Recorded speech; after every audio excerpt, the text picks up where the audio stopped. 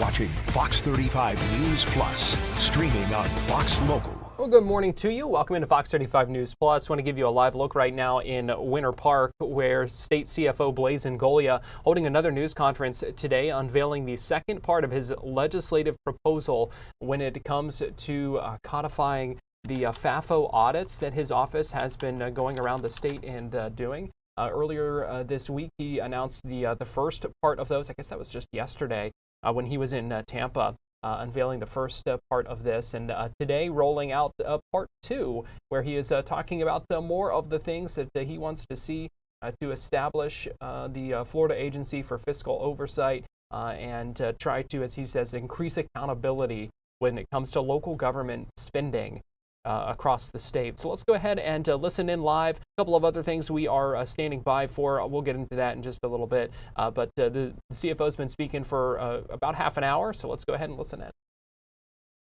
We're just going to fold up. Everyone was going to go bankrupt. There wasn't going to be money for fire and police. You were going to call 911 and a cop would show up, but 5 days later. This is literally what they were saying, right? But something happened in the mid-2000s. Two things happened at once. Local governments' budgets were constrained two ways. Number one, by an additional property tax exemption, but the other reason was the first time in the history of the United States property values actually went down. So local government revenues actually receded because of both reasons. And local governments pulled through. They made it. I would argue that that was the first time they were actually truly fiscally responsible and accountable to the people they serve. And the same thing is actually happening today. So local governments haven't learned their lesson. They saw another windfall like they did 20 years ago. They took the money, they expanded government, they wasted money, and they thought that the taxpayers wouldn't notice or wouldn't care. They totally miscalculated it.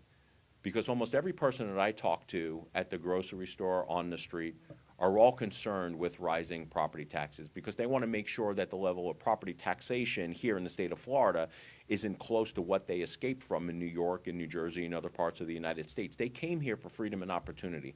And that opportunity is also the opportunity to be free from overtaxation and overspending. But the taxpayers also need to hold government accountable. I mean, we all think that government is going to operate in your best interest. It won't. Government is always going to operate in their best interest. So the things that taxpayers need to learn is we have to keep on watching government. Because without watching them, they're going to expand. And they're going to continue wasting your tax dollars. And this legislation that we propose today, the legislation that we propose tomorrow, will put some structure in place to hold local governments accountable and be more accountable to the taxpayers. With that, more than happy to answer any questions from the media. Are you media? Yes, I am. Okay, what outlet are you from? American Outsiders Radio. Sure. You know a bit about Chief Golia gains of chance. What do you give the chances of these proposals passing, and do you have any Senate sponsors? We have Senate sponsors for all of them. We are working not only with the House and the Senate sponsors. The governor, we ran these proposals by the governor. The governor is very supportive of this. We've also had conversations with the House and the Senate, letting them know what our proposals with. I think that they totally agree that we have to clamp down on local government overspending. I can't speak for them. You would have to ask them. But I think they are willing participants. Now, will the legislation end the way we're proposing? Maybe, maybe not. We don't know. Maybe more things get added. Maybe some things get stripped out. But we are going to fight every day, every minute of every day, to hold local governments accountable and protect the taxpayers. Sure. You have the support of the Speaker of the House and the President of the Senate. I just said that. We have, I don't know if it's specific on the actual language, right? But we have had conversations with them of what we are proposing and the reasons that we are proposing, and they seem very receptive. If you ask the Senate and the Speaker, unless it is their priorities, unless it is a joint priority with the governor, they're going to wait to see how the process works out. So we look forward to that process. We look forward to having the conversations with both chambers of the legislature to get this across the finish line. Next question. Spectrum News, Orlando and Tampa. CFO Golia, any new information today regarding any of the local municipalities and or counties that you keep looking at, going through the paperwork,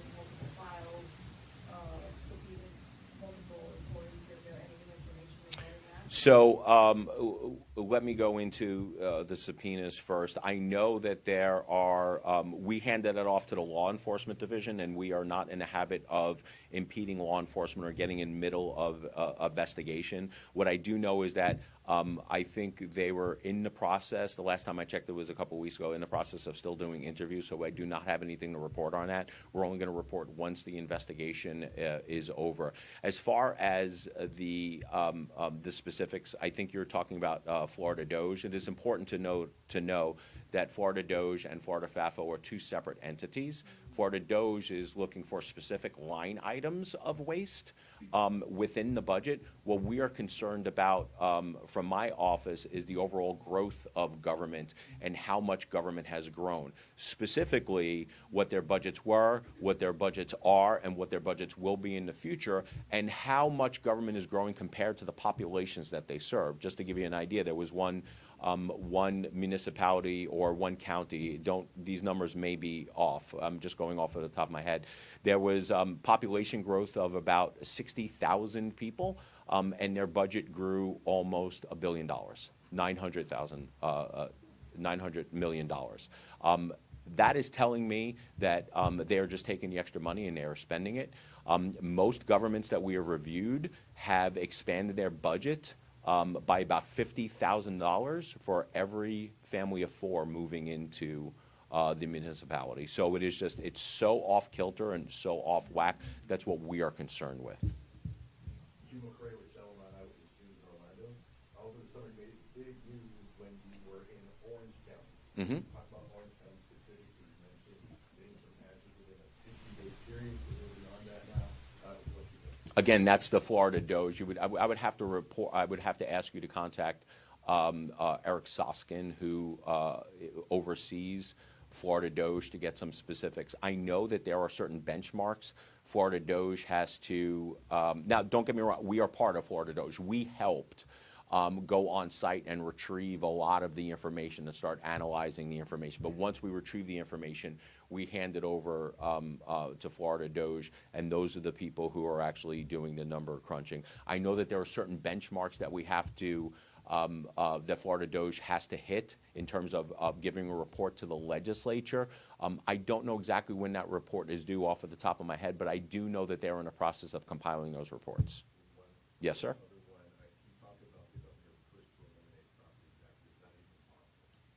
Is it possible? Yes. I've run the numbers. It is absolutely possible to eliminate property taxes on homesteaded properties.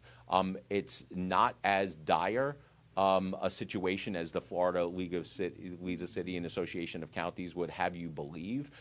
It's pure propaganda on their part. And actually, let me talk about this. We have said that local governments were going to use your tax dollars to lobby against you, the taxpayers who are actually funding government. We've seen a report come out by the League of Cities the other day that basically says that unless you find some alternate revenue source, there is going to be, the sky is absolutely going to fall. So that costs $68,000 of your tax money to go out and produce a report. And the most telling thing about that report is never once did any, in that report, did they contemplate reducing their costs. Basically, they want this big bloated budget and said, if we don't find some alternate source to replace our big bloated budget, we're going to have problems. So they haven't even contemplated reducing costs whatsoever. The Florida Association of Counties put out a very slick video the other day that got posted on social media, specifically by Alachua County. That's how I found it. Basically waging a campaign against you guys. That's basically what it is, saying that they can't cut anything, the sky is going to fall, and they're using your tax dollars in order to do that. So that's the things that we're concerned about. But having said all that, right, I think it is very easy for us to contemplate reducing property taxes to a level where getting rid of homesteaded property taxes is attainable when you see the amount of wasteful, excessive spending. So most governments should have grown about 33% organically over the past 5 years. We're seeing a lot of these governments are growing at 60, 70, 80, 90%.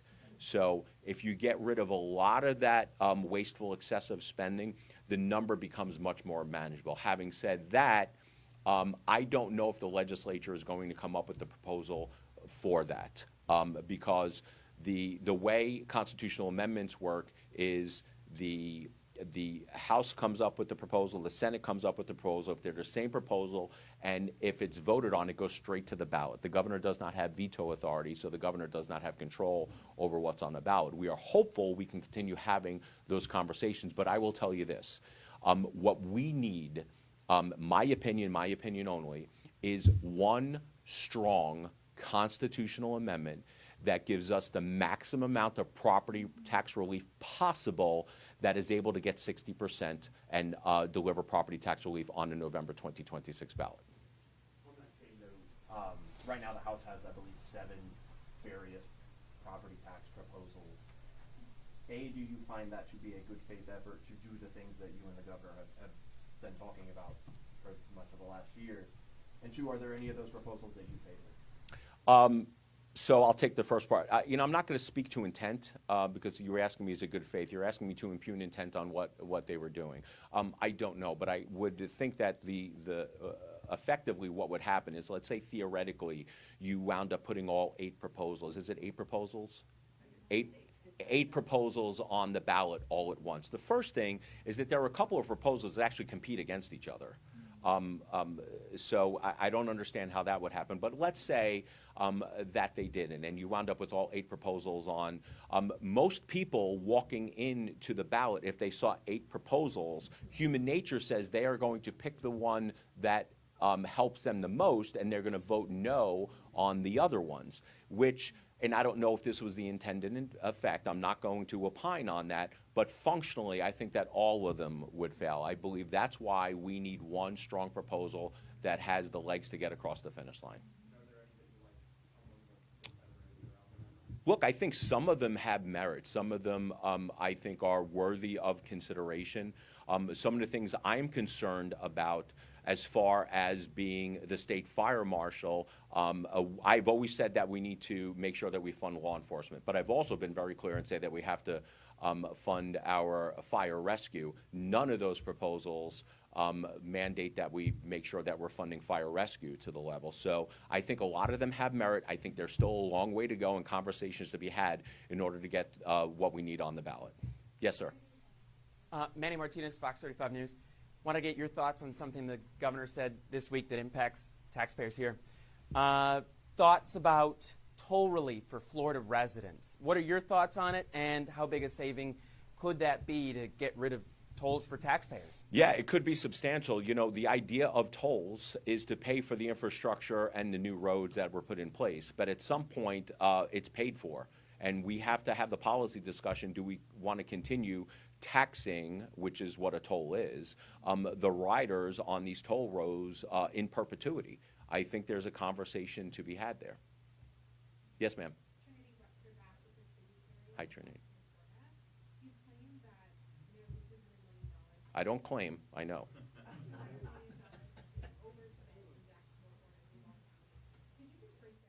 CFO Blazin Golia continuing to take questions right now in Winter Park. You heard Manny's question asking him about the potential for getting rid of tolls on toll roads for Florida residents. We're going to step aside, take a quick break right now here on Fox 35 News Plus, but we'll be right back.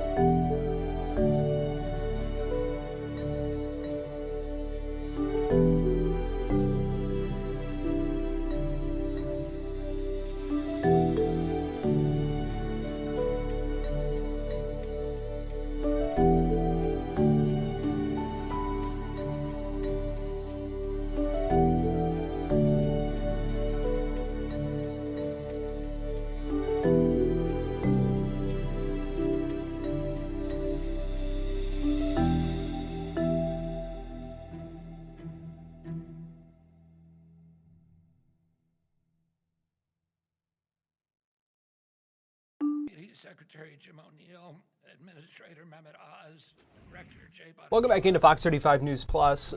This is U.S. Health and Human Services Secretary Robert F. Kennedy Jr., who just walked to the podium getting ready to make this announcement about children's health. We have seen some reports of what it might be about, but unclear at this time. So let's go ahead and listen in. He's just been introducing some of the other lawmakers, senators, members of Congress who are here. So it appears quite a few people in this crowd for this announcement. Let's go ahead and listen in. That violate their sacred Hippocratic oath by endangering the very lives that they are sworn to safeguard.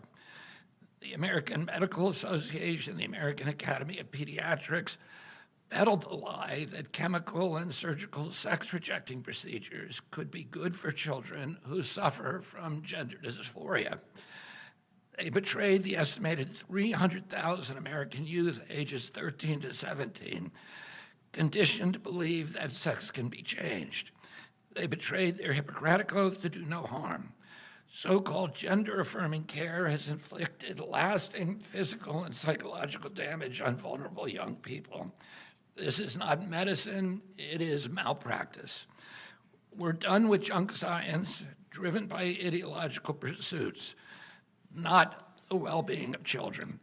A peer-reviewed report published by the HHS Office of the Assistant Secretary for Health last month confirms that sex-rejecting procedures impose medical dangers and lasting harm on children who receive these interventions.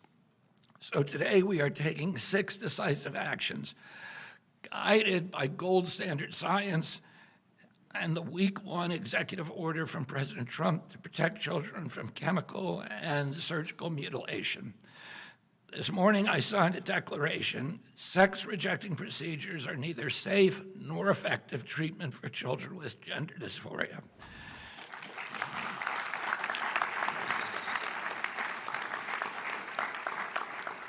These procedures fail to meet professionally recognized standards of care.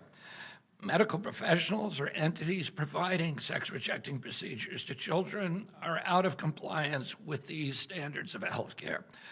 This declaration is a clear directive to providers to follow the science and the overwhelming body of evidence that these procedures hurt, not help, children. Additionally, CMS is proposing 2 new rules. The first rule will bar hospitals that participate in Medicare and Medicaid, which is almost every hospital, from performing these dangerous and harmful procedures. The second rule prohibits the federal Medicaid dollars from funding the sex-rejecting procedures on minors.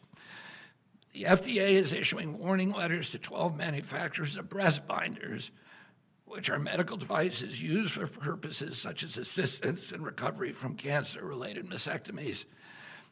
The FDA is telling these companies that the illegal marketing of breast binders to children for the purpose of treating gender dysphoria commits significant regulatory violations and requires swift congressional or corrective action. If the manufacturers don't comply, they could face enforcement actions, including product seizures. Furthermore, HHS is also moving to reverse the Biden administration's attempt to include gender dysphoria within the definition of disability. My uncle, Ted Kennedy, was the primary author of the Americans with Disabilities Act and of the 1978 amendments that strengthened the Rehabilitation Act.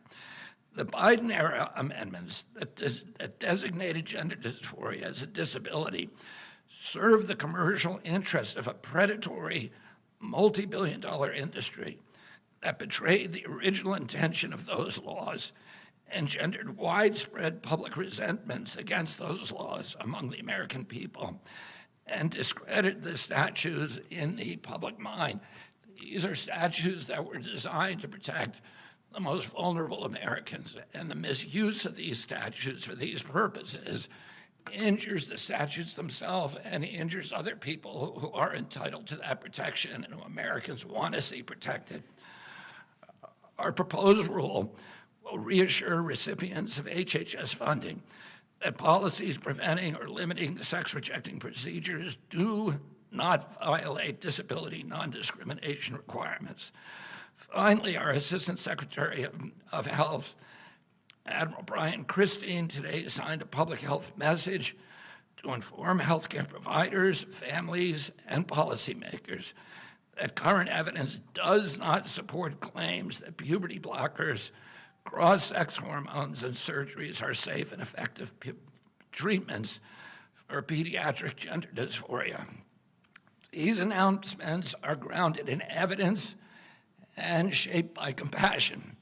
President Trump has made child protection a national priority. The Make Our Children Healthy Again strategy demonstrates that commitment. Sex-rejecting procedures rob children of their futures. The Maha Commission strategy report calls for an end to over-medicalization of our children. Unnecessary medical interventions drive big money interests that push sex-rejecting treatments. Today's revenue for sex-rejecting drugs and surgeries in 2023 were estimated in one study to exceed $4.4 billion and on track to exceed $7.8 billion by 2030. One doctor was recorded callously describing sex-rejecting procedures as a big moneymaker. Hospitals rake in millions of dollars by convincing boys and girls that a lifetime of off-label prescriptions for estrogen and testosterone blockers, chest reconstruction surgeries, and more are the only way to achieve true happiness and belonging in life. It's wrong. The Trump administration will not stand by while ideology, misinformation, and propaganda push vulnerable young people into decisions they cannot fully understand and that they can never reverse. On my watch, HHS will stand for radical transparency and informed consent.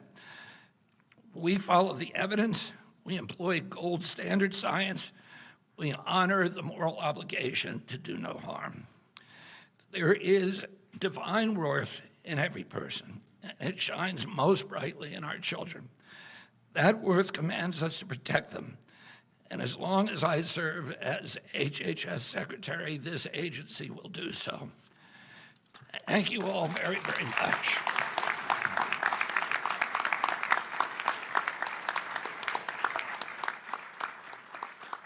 That is the Health and Human Services Secretary Robert F. Kennedy Jr. Speaking there, announcing some new restrictions to prevent gender-affirming care for kids. Dr. Mehmet Oz, who is the administrator of the Centers for Medicare and Medicaid Services, now walking to the podium.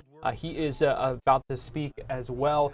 Some of these new rules include barring hospitals that receive funding for Medicare and Medicaid from performing these procedures, and also prohibits federal money from being used on those procedures. We are going to step aside, take a quick break right now here on Fox 35 News Plus, but we'll be right back after this.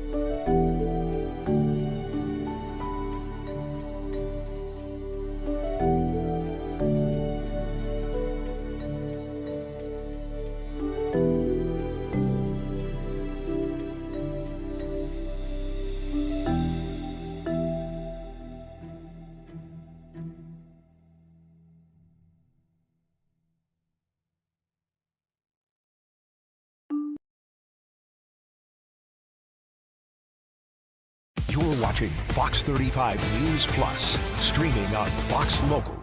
Welcome back into Fox 35 News Plus. Garrett Weimer here, and thanks for joining us on this Thursday morning, live on Fox Local and on YouTube. Want to give you a live look in West Texas at Blue Origin gets ready for a launch. You see 4 minutes and counting for the NS-37 mission, which is a crewed launch as a part of the New Shepard flight program.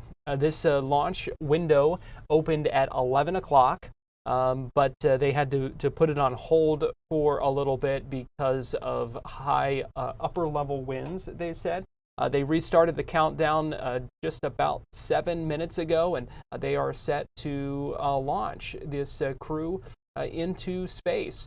It's carrying 6 people, including, we should note, a man from Florida, Joey Hyde. He is a physicist and a hedge fund investor from the Miami area.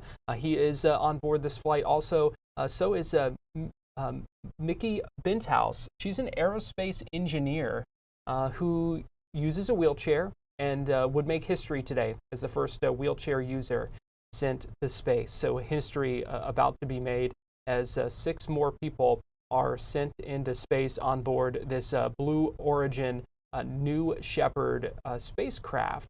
So again, this is launch happening from West Texas. You can see they're talking about the flight profile, some of the things that we are going to see.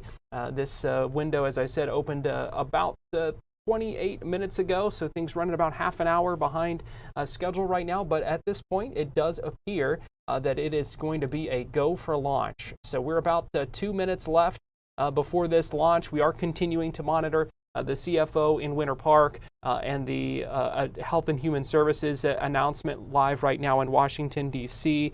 But let's go ahead and listen in for the final 2 minutes of this countdown and watch this launch together. Again, as history is made with another crewed launch for Blue Origin.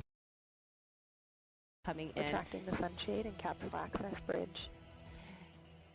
The vehicle is starting to go through its bit checks, which are built-in test. Again, T-minus 1 minute, 50 seconds. New Shepard is fully autonomous.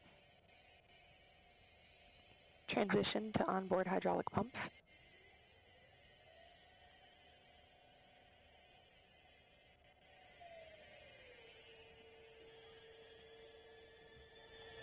Executing aft fin and PVC bit.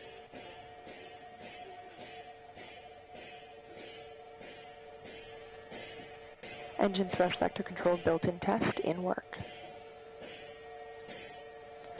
Vehicle is now on internal power.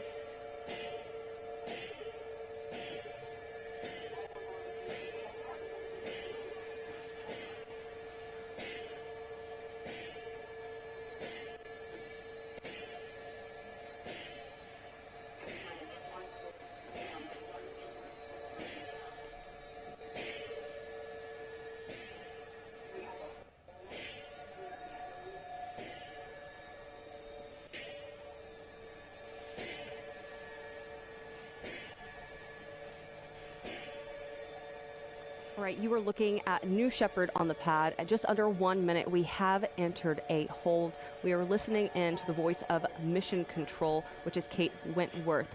Now, as we learn more information about this hold, of course, we are going to pass it along to you. Right now, we're going to toss it over to the rocket and get more information.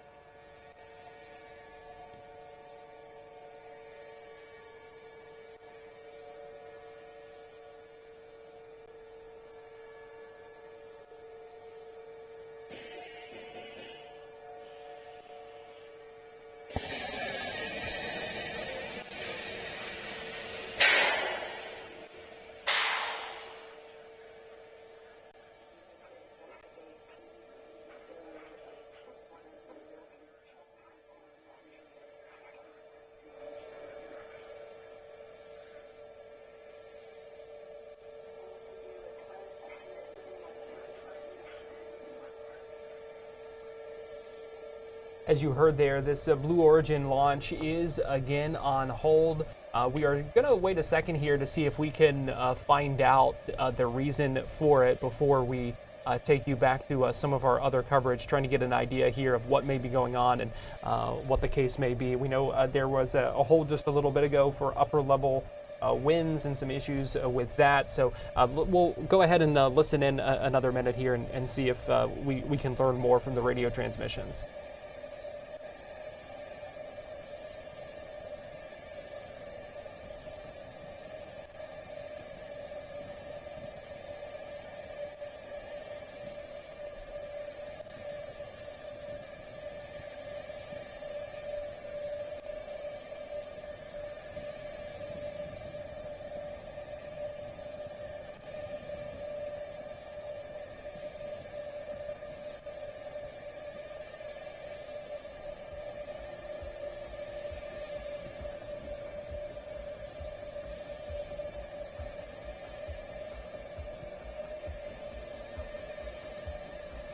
All right, so well, we will continue to monitor that out of Texas. The Blue Origin launch set to send 6 more people to space as part of this commercial flight. 58 seconds on the countdown clock when it went into a hold this time. So we will keep an eye on that and give you updates as we get them. Right now, I will take you back to the U.S. Department of Health and Human Services. This is the FDA Commissioner, Dr. Marty Makary, who is now up at the podium and just about to speak. So let's go ahead and listen in as the federal leaders, health leaders, today announcing more restrictions on gender-affirming health care. Experiences of boys and girls growing up is a pathology that requires medical intervention. Parents are told if they don't agree to these disfiguring and permanently sterilizing procedures, they're putting their child at increased risk of suicide, a baseless claim that has never been supported with good data. Let's be honest, and I'm going to say what you're not supposed to say. Pushing transgender ideology in children is predatory, it's wrong, and it needs to stop.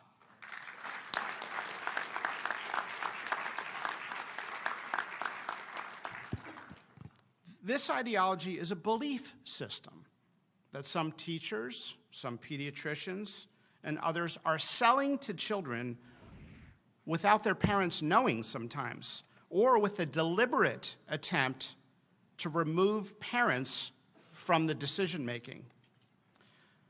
Puberty can be stressful, and for all of history, being a kid and interacting with kids from the opposite gender can be awkward, even confusing at times. But to see now a society putting kids on a path of chest binders, drugs, castration, mastectomies, and other procedures is a path that now many kids regret.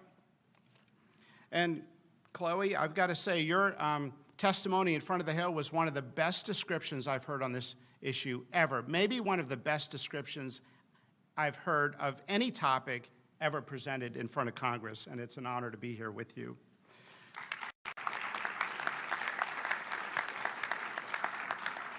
Let me be clear about something, and this is an important distinction.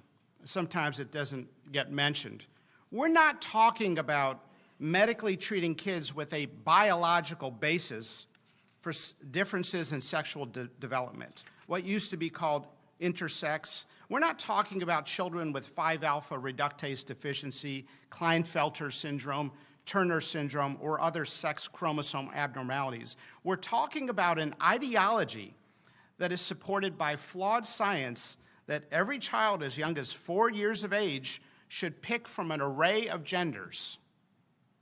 We've got high schools now where half the kids don't identify as a boy or girl. What's going on? To American hospitals and clinics, do not ask parents to leave the room in order to sell your transgender ideology to America's children.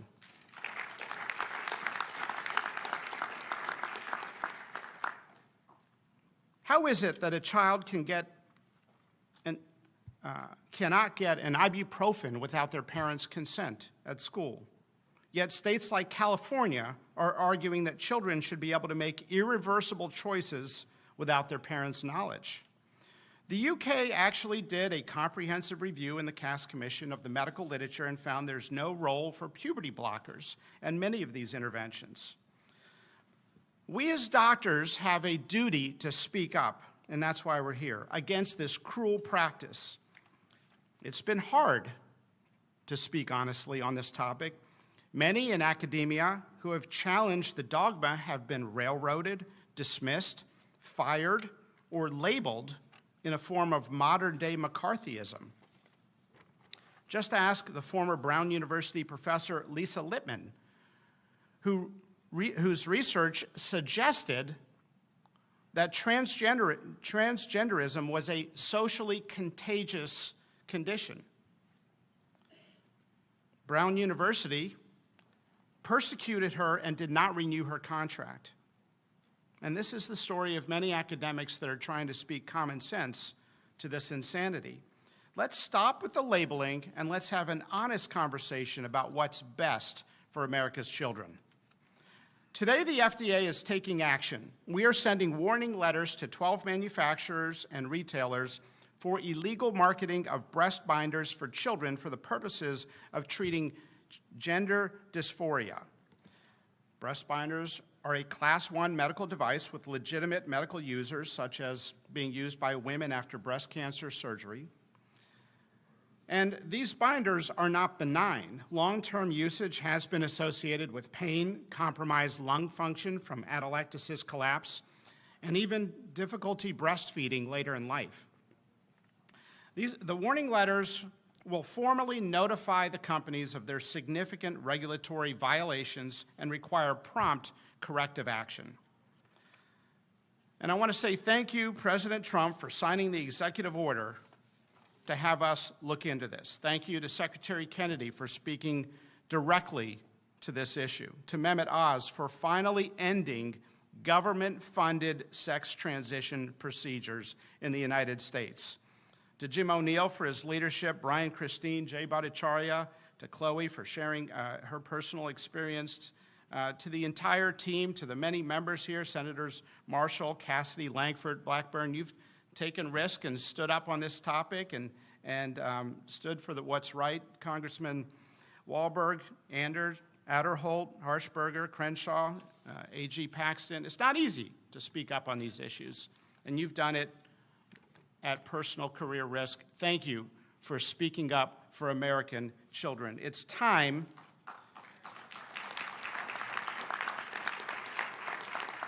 I can't tell you the number of people that said, don't talk about this issue publicly. You can talk about everything else in medicine, but do not ever talk about this on TV or in any public forum. You've probably gotten the same advice. But we're going to keep fighting for American children.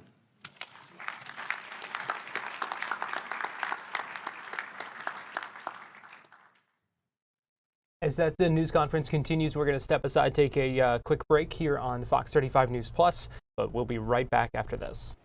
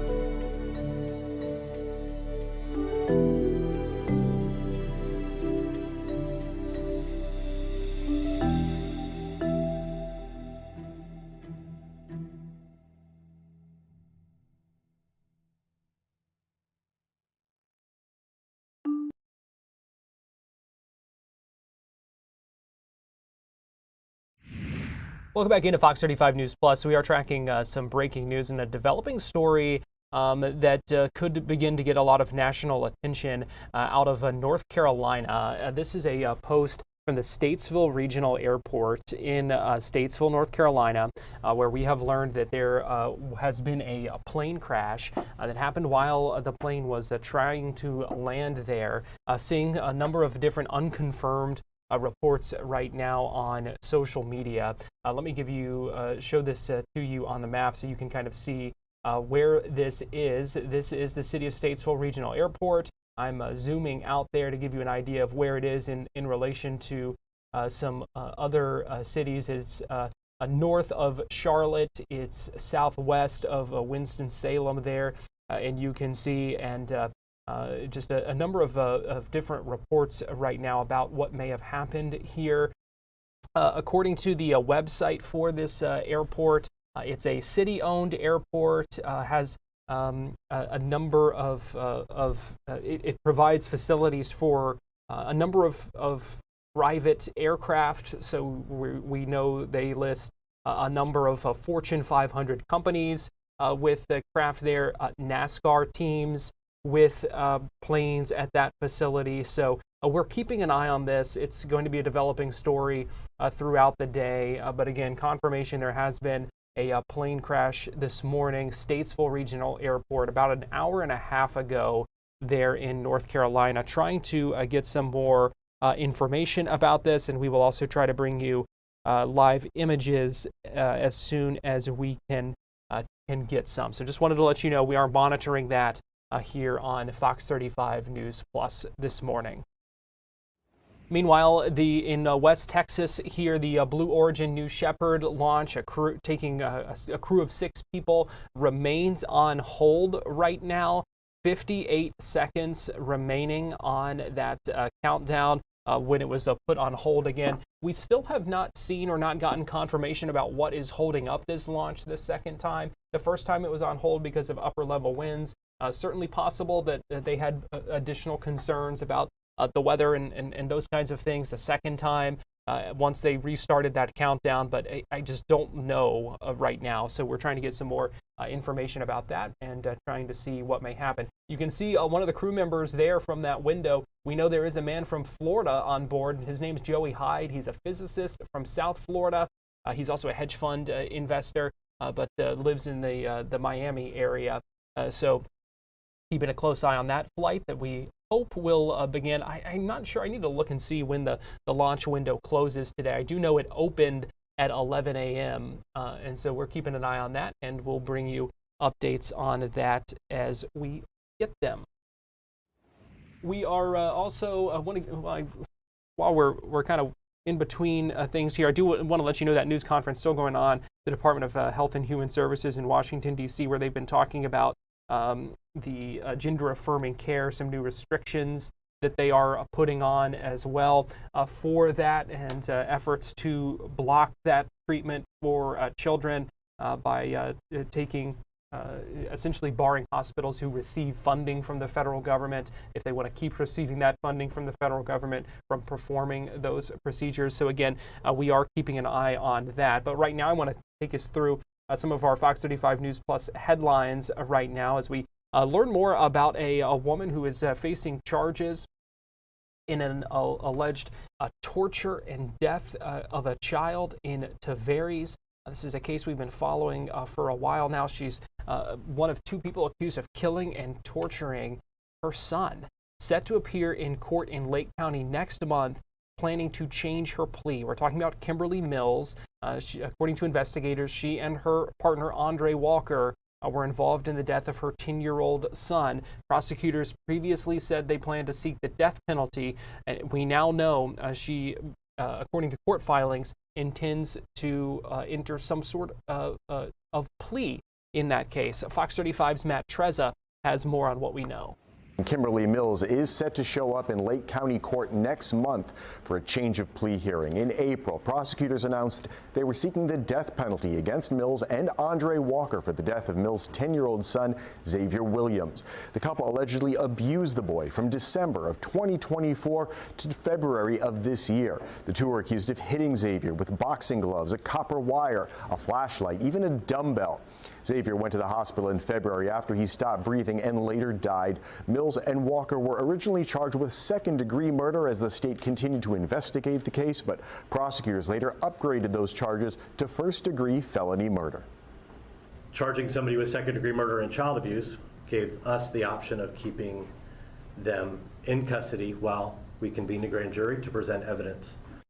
That hearing is set for January 14th at 1 p.m., and we will be there.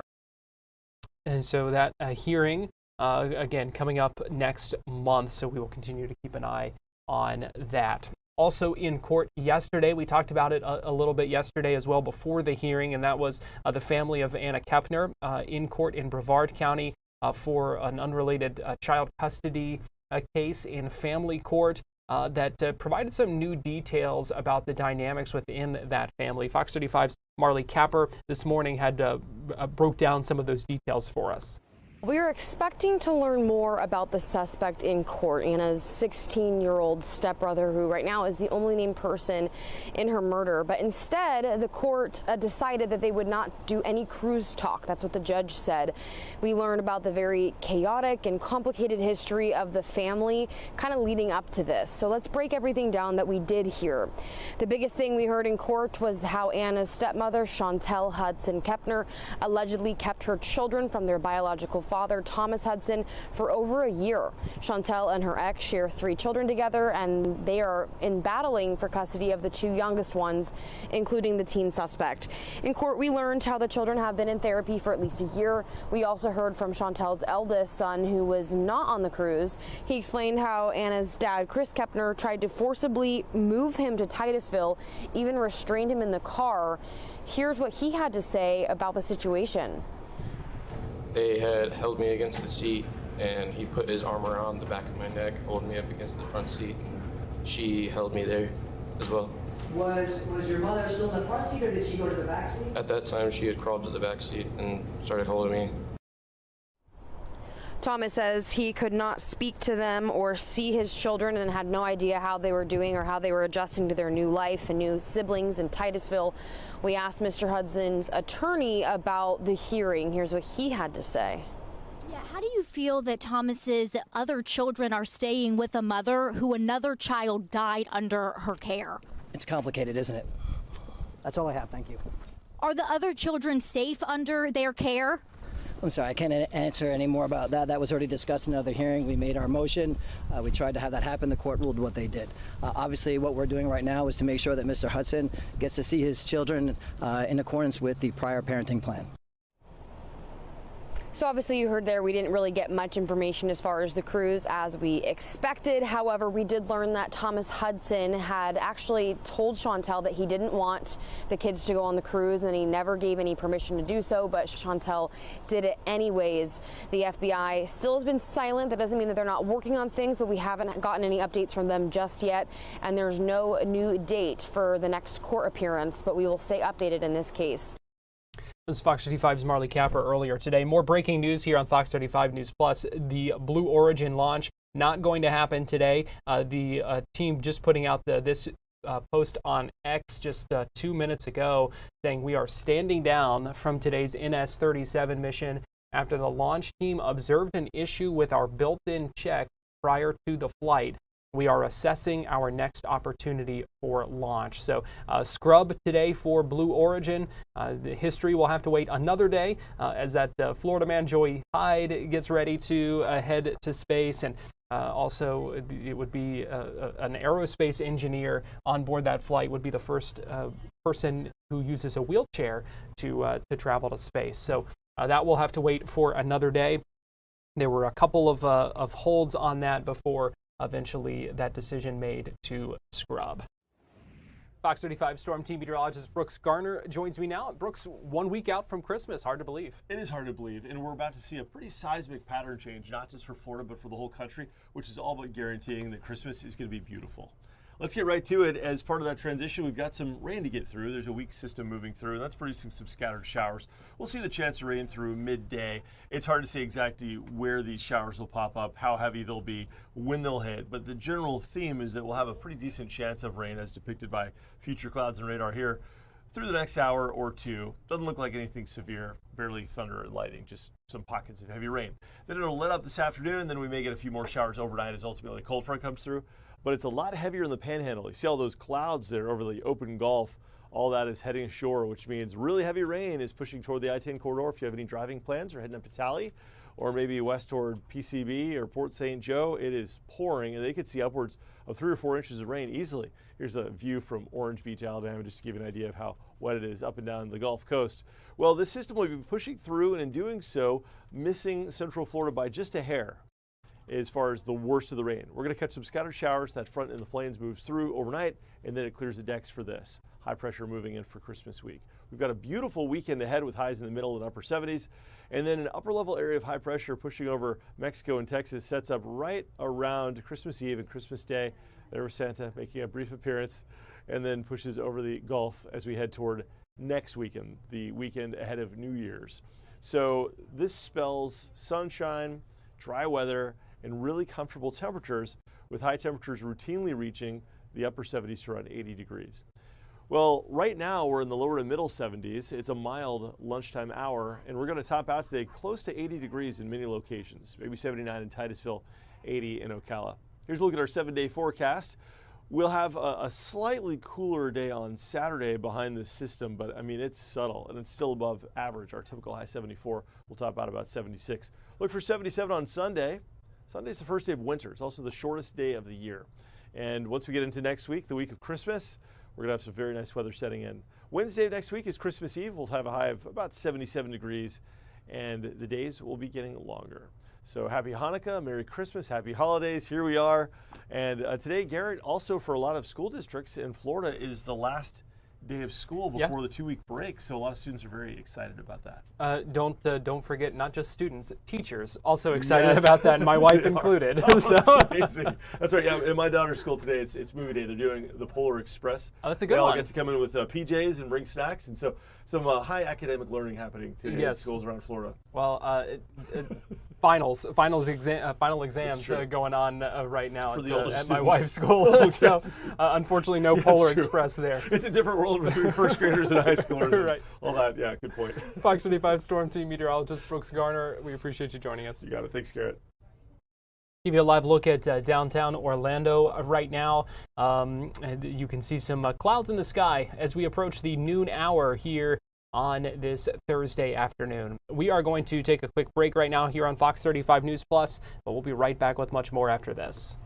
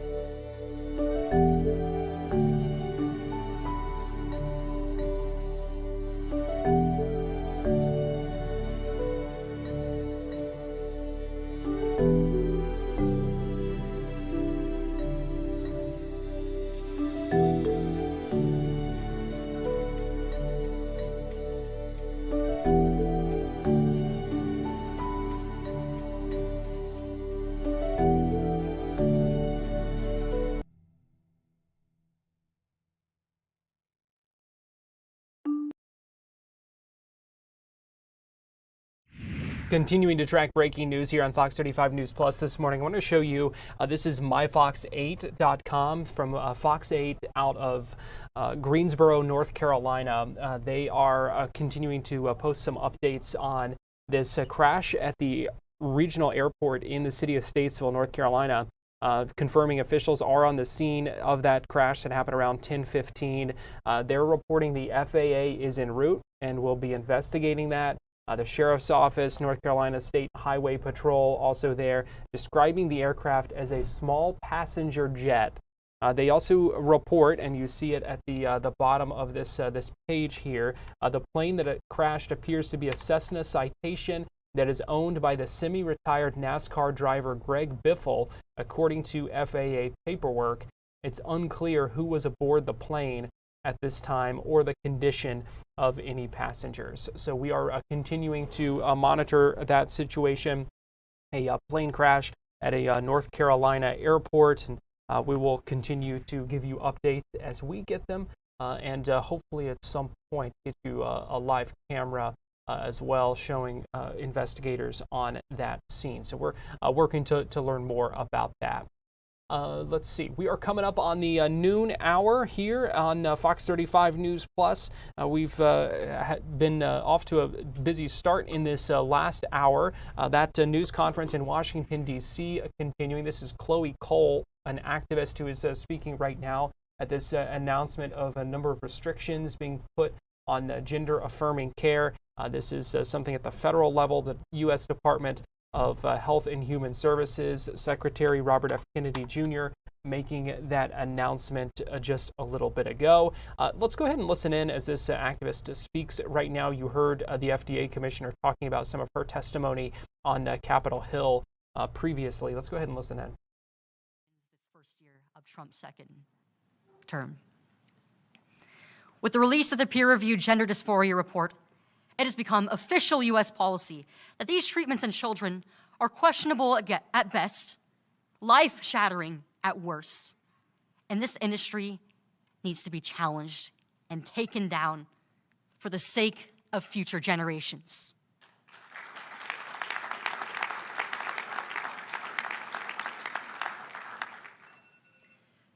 Because there is no such thing as being transgender,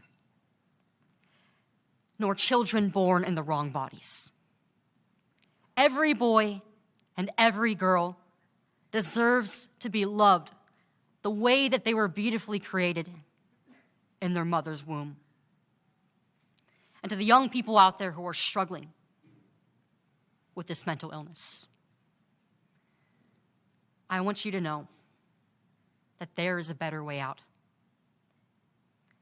And it's not too late to accept the beautiful way that God has created you.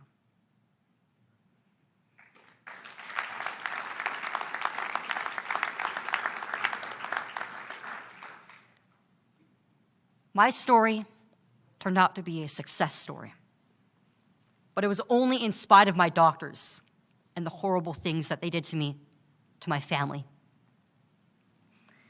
I am only one voice out of thousands of children, but our cries for help have finally been heard. And the Trump administration and the HHS and Secretary Kennedy have done an incredible job this year, ensuring that this abuse is going to cease one day. I am incredibly excited to see the many more wins that we are going to have moving forward in the next few years. On behalf of every single child who once was mistaken that they were transgender, thank you for everything.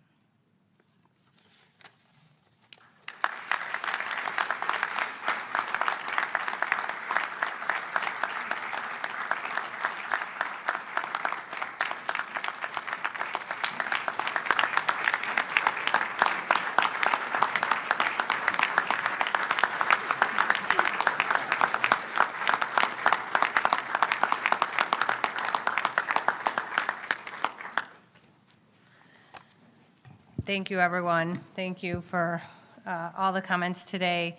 We're now going to take questions from the press. Please keep your question to the reason we're here today. Also, if you can clearly state your name and your outlet, and if all the speakers want to stand up and be ready to answer questions, and then who you'd like to ask your question to. Sarah? Hi, Sarah Overmall from CNN. I first wanted to ask just if you have a sense in Medicare and Medicaid how much gender identity care was being funded or paid for, but also all of you mentioned in some capacity mental health care resources. So does this go with more support for mental health care and well-being in children? Our estimate, we know in 2023 there's $30 million spent. Our estimate is over 10 years, it would have been $250 million at least. We have mental health care services available. Our challenge, as you know, is enough practitioners in mental health care who can deal with these issues. Jay Bhattacharya's important work at the NIH is going to help us address what we should have always been searching for, which is the underlying emotional issues driving a lot of these behavioral changes and better ways of treating them.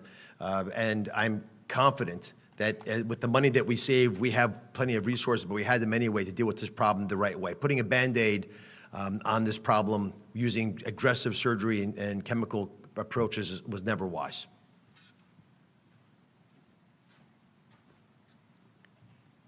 Caitlin?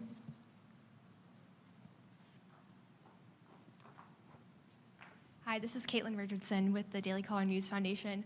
My question is, do you think that we need medical billing codes for detransitioners or those who face adverse reactions from sex change procedures?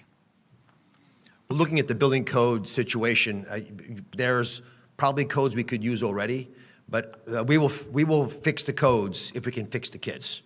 We're not going to let math, regulations, and money get in the way of helping these children.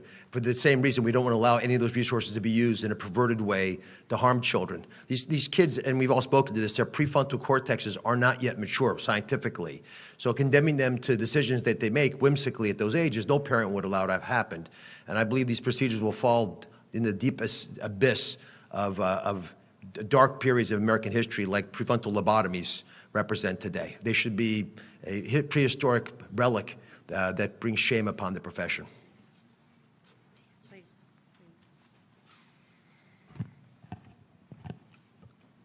I think that it's incredibly important that within the medical system, we get measures passed and we have billing codes written for those who detransition or regret their transition or have been harmed by any of these procedures, even if they choose not to detransition. Because to speak to my own experience as somebody who has gone through the system, the suffering doesn't end the moment that you detransition. These procedures are not reversible in any way. We don't know how they are going to affect the human body in the long term. But I myself and every other detransitioner I know has so many different medical concerns. They're not being addressed because our own doctors don't have any standards of care to refer to. They don't know what to do with us. It's been 5 years since I've had my mastectomy, over 4 years since I've detransitioned, and not a single doctor who I have been to has been able to help me with any of my concerns. Oftentimes when I go to a doctor and I tell them about my medical history, they just try to refer me back to the same gender clinic system where I got hurt in the first place. This needs to change. Right now, there is no infrastructure that is prepared for the thousands of patients who regret this and have been harmed and will continue to be harmed until this is stopped. It doesn't just stop at protecting children and preventing what happened to me. We need to address what happens to those who have already been through this. At a news conference continuing in Washington, D.C., we're going to step aside, take a quick break here on Fox 35 News Plus, and we'll be right back.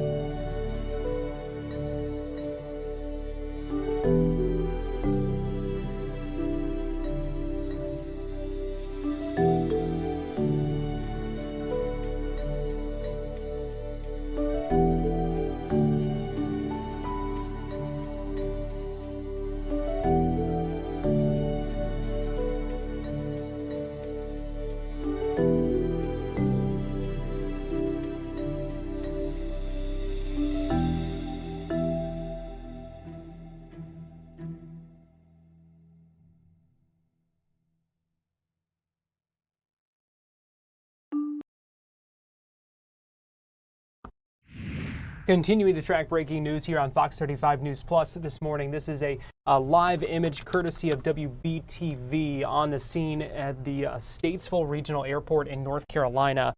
So you can see a number of blue lights, emergency lights we see. It's hard to tell in some of these images just because of the visibility, and you can see that there is very tough to see kind of in the distance there, but you can see those lights flashing. Again, this is at the Statesville Regional Airport in North Carolina. A plane crashed there around 10:15 this morning. We're told the FAA is on the way. They're going to be investigating this. Still a lot of questions about the extent of this, but obviously still very much an active scene right now. Seeing reports from the Fox affiliate in Greensboro, North Carolina, reporting that that plane that crashed is a Cessna Citation plane. It is owned by the semi-retired NASCAR driver Greg Biffle. According to FAA paperwork, we do not know who was on board or the condition of any passengers. So obviously, you certainly do not want to make any assumptions right now, but a developing story, and we are keeping an eye on that. We are seeing some reactions coming in on social media as well about this, including from John Hunter Nemechek, a NASCAR driver, putting this on social media about an hour ago now, saying prayers out this morning. So reaction continuing to come in as some more details about this come out. Again, that tweet is from about an hour ago, as it was still very early in this situation. The plane crash happened around 10:15. So we are continuing to follow this. We'll bring you updates as we get them and as we learn more. But again, this is the scene at the Statesville Regional Airport, and hard to see, but I do see what appear to be some state police cruisers, some emergency, potentially emergency management or EMS vehicles, fire and ambulance I can see there, and then potentially larger vehicles as well. It's just hard to tell with pretty much all you can see is the flashing light. It looks like the photographer on the scene there moving the camera a little bit, and you can see more fire trucks and an ambulance driving away there. You see some of those markers that are common around runways, and so just to give you an idea of what you're looking at there, I do want to note that this is a live image from WBTV, and there is a reporter who is currently doing an active hit there, so we may step back into the frame momentarily, but this is a live look now, and a very developing story that we are continuing to follow, trying to learn more about this, but wanted to bring you that breaking news here on Fox 35 News Plus this morning. Well, Governor Ron DeSantis was in Highlands County earlier today, holding a news conference there where he was talking about, he was at the Sebring Regional Airport there in Sebring, announcing some money for infrastructure grants and a number of projects. But he also talked about a number of other things, including continued opposition to continued need to look at AI and wanting some protections when it comes to that, and just a number of different topics. I want to play for you some of what the governor had to say at that news conference earlier today. We've got a lot of stuff to announce, but first I'll just say, the state of Florida, we had a report yesterday by our bond finance department. So if you look at the state of Florida's debt that we've had over our entire 180-year history, just since I've been governor, we've retired half of that in a 6+ year period. And we did a few years ago, we put in a program to do accelerated debt repayment. So we were able to put money up front, and these guys would buy the bonds at a discount. They do all these things. That saves you from having to pay interest on that going forward. Also, it saves you on the principal the way they did it. And so just by doing that, not only is the debt, you pay down the debt, we now have the lowest per capita debt in the country, but you've saved almost $2 billion between principal and interest to be able to do it. There's not a lot of states that are able to do that. I mean, you see California running massive deficits. You see New York. In fact, they said Our debt per person in Florida is about $430. New York City, that has 8 million people, we have 23 plus million, their debt is like $100 and some billion. And it's like 15 grand a pop just to be able to pay off that debt. And it's going to probably get worse if this new mayor, tries to take over the grocery stores, because they're going to lose money doing that. It doesn't work. So that's been a very successful program. We're going to continue to do it. I put it in my budget going forward again, going forward. But, it's like you see these this stuff, you can do it. You just got to make good decisions, and you got to make good choices. So we were able to, continue the momentum there, which is really, really good. The other thing that we're now able to do is, part of it, we didn't have a hurricane, which is good. But, a couple years ago, we did all this big overhaul to try to bring some sanity to Florida's insurance market. It's like, on one hand, we got a peninsula in the middle of tropical weather. We have higher risks than other places. That's just a reality.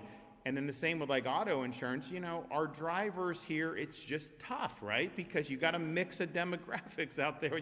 You got grandma driving, then you got some young people, so it's tough. But, we had some problems in the market. And so the legislature at the end of 22, beginning of 23, did a bunch of reforms. And, I said at the time, I was like, this is not going to happen overnight. Well, now we're in a situation where Progressive, one of the biggest auto insurers, they're sending out $1 billion in rebates to their policyholders because the costs have been lower than what they had forecast because of our reforms, largely avoiding frivolous litigation, which is very costly. And, so it's like, why would you want a system where, you do this lengthy litigation, you get a $500,000 award, and the lawyer gets $450,000, and the person gets like 50 grand. I mean, it was crazy, some of the stuff that was going on. So they did that. State Farm reduced rates 10%. And I think you're gonna see it. These other companies are gonna either reduce or have to do the rebates to consumers. And that's not only, obviously that's good, but in all these other states, it's still going up pretty sharply. Like, this has been a very tough issue nationwide. So you have that. And then homeowners, you had reinsurance, which just came in. We were at the conference with a big decline, and largely attributed to the market reforms in Florida. That impacts what the carriers charge. And then you had Peninsula, which is one of our biggest ones, announced, I think, an 8% reduction. I think State Farm announced a reduction. Or no, AAA announced a reduction. So you're going to see more and more of that, especially not having had a storm. But citizens insurance, after the hurricanes of 04 and 05, basically you had market was in turmoil. The governor at the time, said that, tried to control the rates, so companies left. Like, that's just what happens, right? It's like economics 101. And so you had a period of time where you had like rinky-dink companies. Then when we got hit by Irma and Michael, a lot of those companies, went out. So, we were in a situation, having inherited that, say, okay, what are you going to do? You obviously need to have, strong. But what was happening was a lot of those people were going on to citizens insurance, which is the insurer of last resort, which basically, Floridians would have to backstop if you had a real catastrophic situation. So the number of people on that got up to 1.4 million folks. The problem with that is that if you did have a storm, they weren't solvent to be able to pay the claims, and guess what they would have done? They would have picked your pocket to be able to pay those claims, and actually have the authority to assess any policy in Florida. So you could have renter's insurance in Sebring, and citizens could assess you to pay their deficit. You could have your car insurance policy. They could assess that. You could have homeowners with someone else. They could assess that. So that, obviously, people would be furious if that ever happened. So that was in a precarious spot. Now, because the market reforms, more companies are coming in, more options, you end up having go from 1.4 million down to about 300,000 people. Now, what that's going to end up doing is gives an opportunity to even reduce those rates in citizens. And so our insurance commissioner's looking at their thing. But, I'm looking at it like this is a little bit different than a private company. Like, you have your business, you obviously have to make judgments and you compete in the marketplace. With citizens, it's kind of insurer last resort. So I said, well, we need to be, as strong as possible to be able to give relief. And I don't think, like, if you're a primary homeowner, you should get more relief than somebody like a Canadian who's doing this, or somebody that's renting it out. So so they're working on that, but I think you're going to be able to see some pretty good reductions there, with citizens. And honestly, it's like, people need to be able to afford to be able to raise families. We've been very good on tax, because we don't really have, at this point, I don't even know from the state level that we have a lot of taxes we could really cut. We don't have an income tax, thank God. We've made almost all the essentials exempt from sales tax. Groceries, medications, all baby items are exempt from sales tax now in Florida. Diapers, wipes, cribs, strollers, all those other things. We didn't enact that until my youngest was out of diapers, and so we could have saved a lot of money in our family. We'd done it earlier, but we didn't have Biden inflation then, so we did that. Disaster preparedness, that holiday's permanent. Back to school tax is permanent. We're currently, till the end of the year, have our Second Amendment tax holiday. No tax on ammunition and firearms, accoutrements, fishing supplies, camping supplies, which is great. And I think we're going to re-up that. We got rid of the business rent tax, totally eliminated, a tax. Like these other places always find ways to milk you more. We're actually eliminating tax because we have the ability to do it. So we're looking, okay, from the state perspective, we are probably the lowest tax state per capita in the country, certainly in the top 2 or 3, right? I mean, no question. Yeah.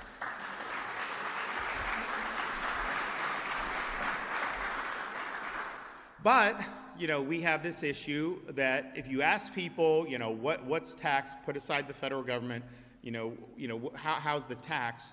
The number one thing over and over is property tax, which is a local tax. It's not something that we do in Tallahassee. And what's happened is, in 2019, local governments in Florida combined took in $32 billion in property tax revenue. Today, they're taking in $56 billion. Well, where's that coming from? Well, some of them are new homes. Some of the new people move. That's true. But a lot of it is people have homes that they bought for $250,000 10 years ago. Now they're being told it's worth $750,000. In some parts of Florida, homes that were really, some of them are $1 million when you would have, if we were talking about this 10 years ago, you'd have laughed at that. So they're being assessed like that, so people are having to pay more. Even if they have a limitation with homestead, it still goes up, and heaven forbid you buy a home in the last few years, well, you're at a much higher tax basis than that. And so, people say like, oh, you can't do anything about this, like all this other stuff. Why go from 32 to 56? I mean, think about it. We've had population growth, we've had inflation. Account for all of that. It still wouldn't put you at 56, right? So this has been a gusher of revenue that's been going in. And look, some counties and cities have done better than others, but some, they've already documented with Blaze and Golia, $300+ million of overspending in Miami-Dade, $200 million overspending in Orange County, even like Manatee County on the west coast of Florida, overspending. And so, it's like my view is obviously we all want to do the basic things that are important. You have your police, your fire, the education and all that. But do you want to keep spending, having to pay tax to do spending over and above that at really record levels? I think most people would rather have the tax relief from property tax. And so we're working with folks in the legislature to craft, and it's got to go on the ballot. So we're working on crafting something that's going to be really transformative, that's going to be really positive for homeowners. And really, look, I'm focused on Florida residents. If you're a Canadian, tax them. I don't care, right? If you have a home, if you own 10 Airbnbs, tax it. That's fine. But I'm saying your personal residence that you have as your primary. I don't think the government should be able to take that away from you because you didn't pay tax, 1 year. And so that's the vision. So we're working on that. The details matter. We don't want to create perverse incentives. We want to make sure it's something that people rally about. But in my budget, because there's some of the rural counties like, oh, no, we can't do it. We can't. First of all, I think you can do it. But I put in my budget 100% reimbursement for rural counties, including Highlands. So 32 fiscally constrained counties. And honestly, it's like budget dust for us. For homestead, I think it's $280 million to do every single one of those counties where they wouldn't be held harmless. Now, the reality is, fiscally constrained counties that have increased budgets too, and I think the reality is taxpayers, want to see. In Florida, it's interesting. If you go pre-COVID, we were in the between 90 and 100 billion, but we've spent money for COVID. You had inflation, population growth. But if you look at the last 4 years, we basically have the same budget. I mean, it's all within like a few $1 billion. It's between like 115, 120 billion, and that's been pretty consistent now for 4 years. That number for our state budget is less than half of New York's budget. And we have millions of more people than New York does. In fact, that budget's less than New York City's budget alone. They have 8 million people. So I think you can do it, and I think it's just, do you want to, maintain stable, or do you want to build in this? Because here's the thing.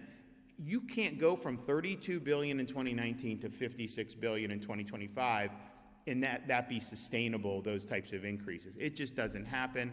And the last thing I want to see is somebody, not be able to afford a home for their family because they can't afford to pay the tax, or elderly that have to sell the home because they can't afford the tax. So we have an opportunity to do something about it. I think it'll be really, really positive. I don't want to do something and then cause people to move here to take advantage of this. So we're going to make sure to protect again. I want my people right now who are here, who are residents, to get relief. That's what I'm looking to do.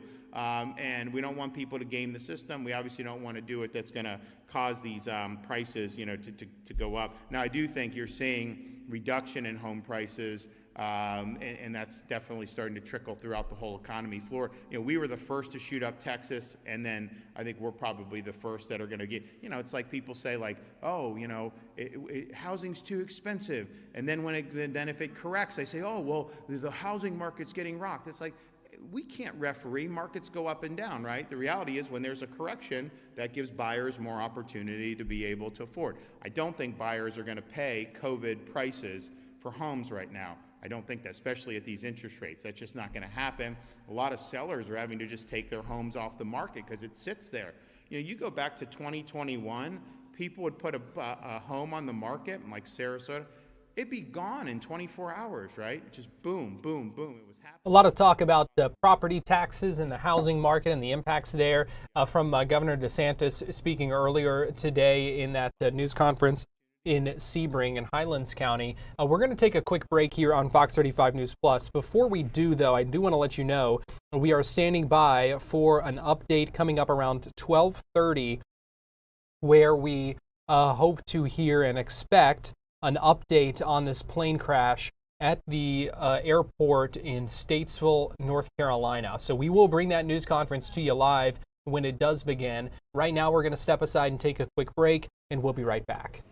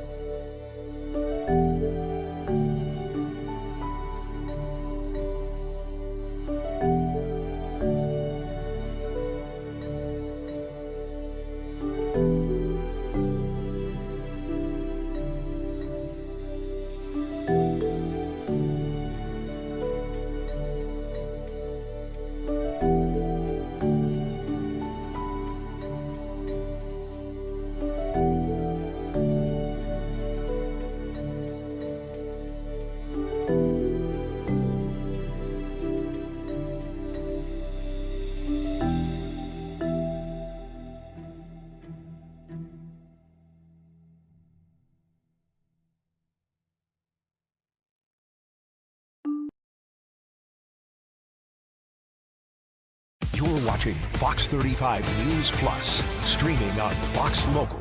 Welcome back into Fox 35 News Plus. Garrett Weimer here, and thanks for joining us on this Thursday afternoon, live on Fox Local and on YouTube. We are continuing to track breaking news out of North Carolina. This is a live look where we're expecting an update any minute now from investigators talking about this plane crash at a North Carolina airport.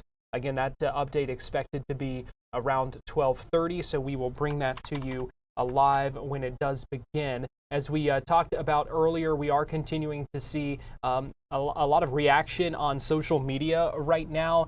So we reported to you that stations in North Carolina are reporting this plane was owned by NASCAR driver Greg Biffle, who's in semi-retirement, but a long-time NASCAR driver. We don't know who was on board. We don't know the condition of any passengers, so we certainly don't want to jump to any conclusions. That's my word of caution anytime in breaking news, but just want to emphasize that again right now.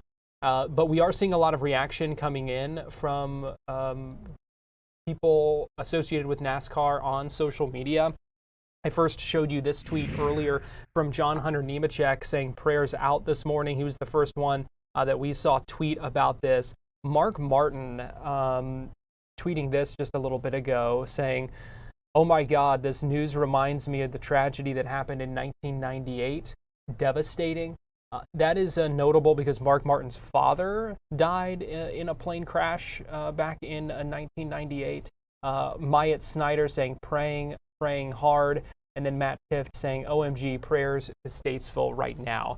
Let's go ahead and listen in. I'm not sure if they're getting underway with this briefing or just checking microphones, but we're going to listen in here so that we don't miss anything, expecting this update from the Statesville Regional Airport. David Only, Police Chief for Statesville. When you step up, could you please just say your name again just for Absolutely. And I'm going to introduce them. Thank you. Yep.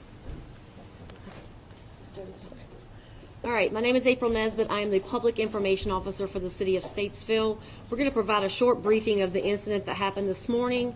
At the end of this briefing, we will not be taking any questions. Just want to give you the heads up on that. So I'm going to introduce you to Ron Smith, City Manager for the City of Statesville.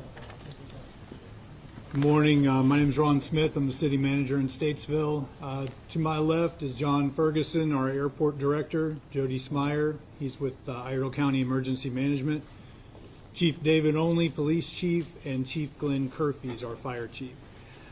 So we don't have a lot to share this morning as this is still an active event, but I just wanted to let you know that the city did respond to a crash here at the airport this morning at about 10:15. It's been a multi-agency response. We've had city, county, state, feds are here. So we have had, again, everybody is here on site at this point. And we anticipate that this is going to go on for quite some time. Since we don't have a lot of information to share today, and since this is evolving, either the city or other agencies will take the lead in putting out more information as the day goes on. And with that, I'm going to turn it over to John Ferguson, our Airport Director. Thank you. Good morning. Like we said, approximately 10:15 a.m., we got a report of a corporate jet that crashed off the end of the runway on the east end. When actually I came out, it was already fully involved. We've had multiple agencies, as you said, come. The FAA arrived about 12 o'clock today. They're taking over the scene. They're taking over the investigation. We have no information on any cause. The airport now is closed until further notice. It'll take some time to get the debris off the runway to get it safe again. At this time, I'm also still don't have any other information than what we've already said. I'll turn this over to, go ahead, you do it. Again, we'll provide updates as soon as we have them, either by us or other agencies. And if you have direct questions that you want answered, you can email those to me, and we will try to get these back to you as soon as possible. Again, my name is April Nesbitt. It's ANESBIT at statesvillenc.net. Thank you all. No number of people on the plane or anything? And did it happen during landing?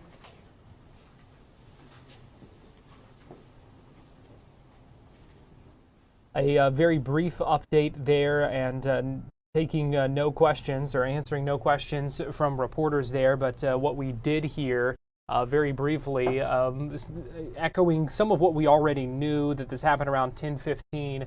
A number of agencies reporting to the scene there.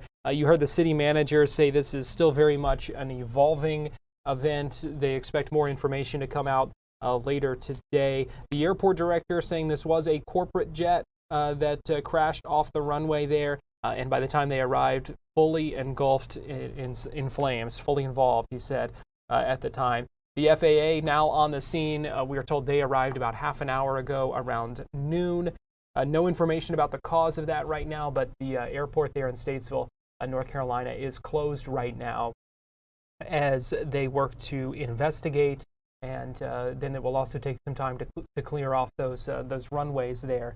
There's still a lot of questions about this. They, as you heard, did not confirm whether this happened as the plane tried to land.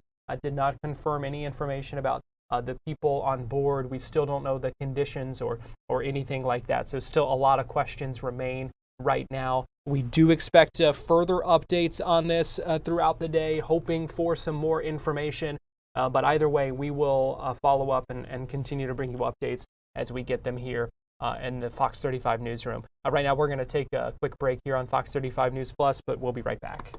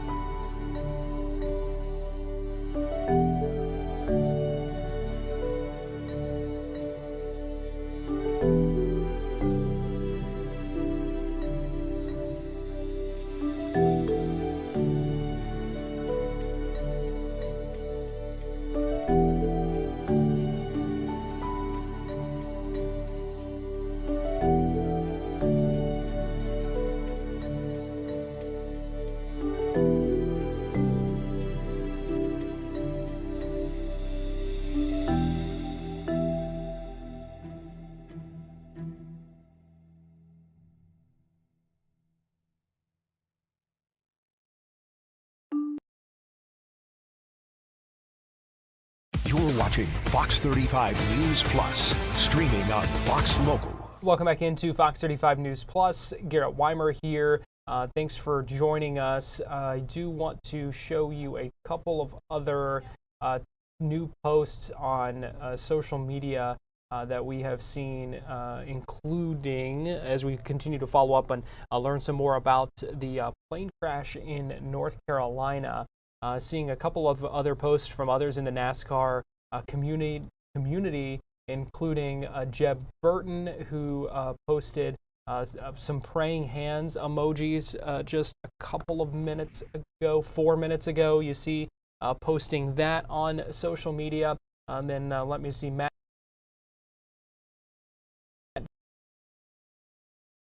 Looks like I just lost my page here, so give me 1 second to pull that back up.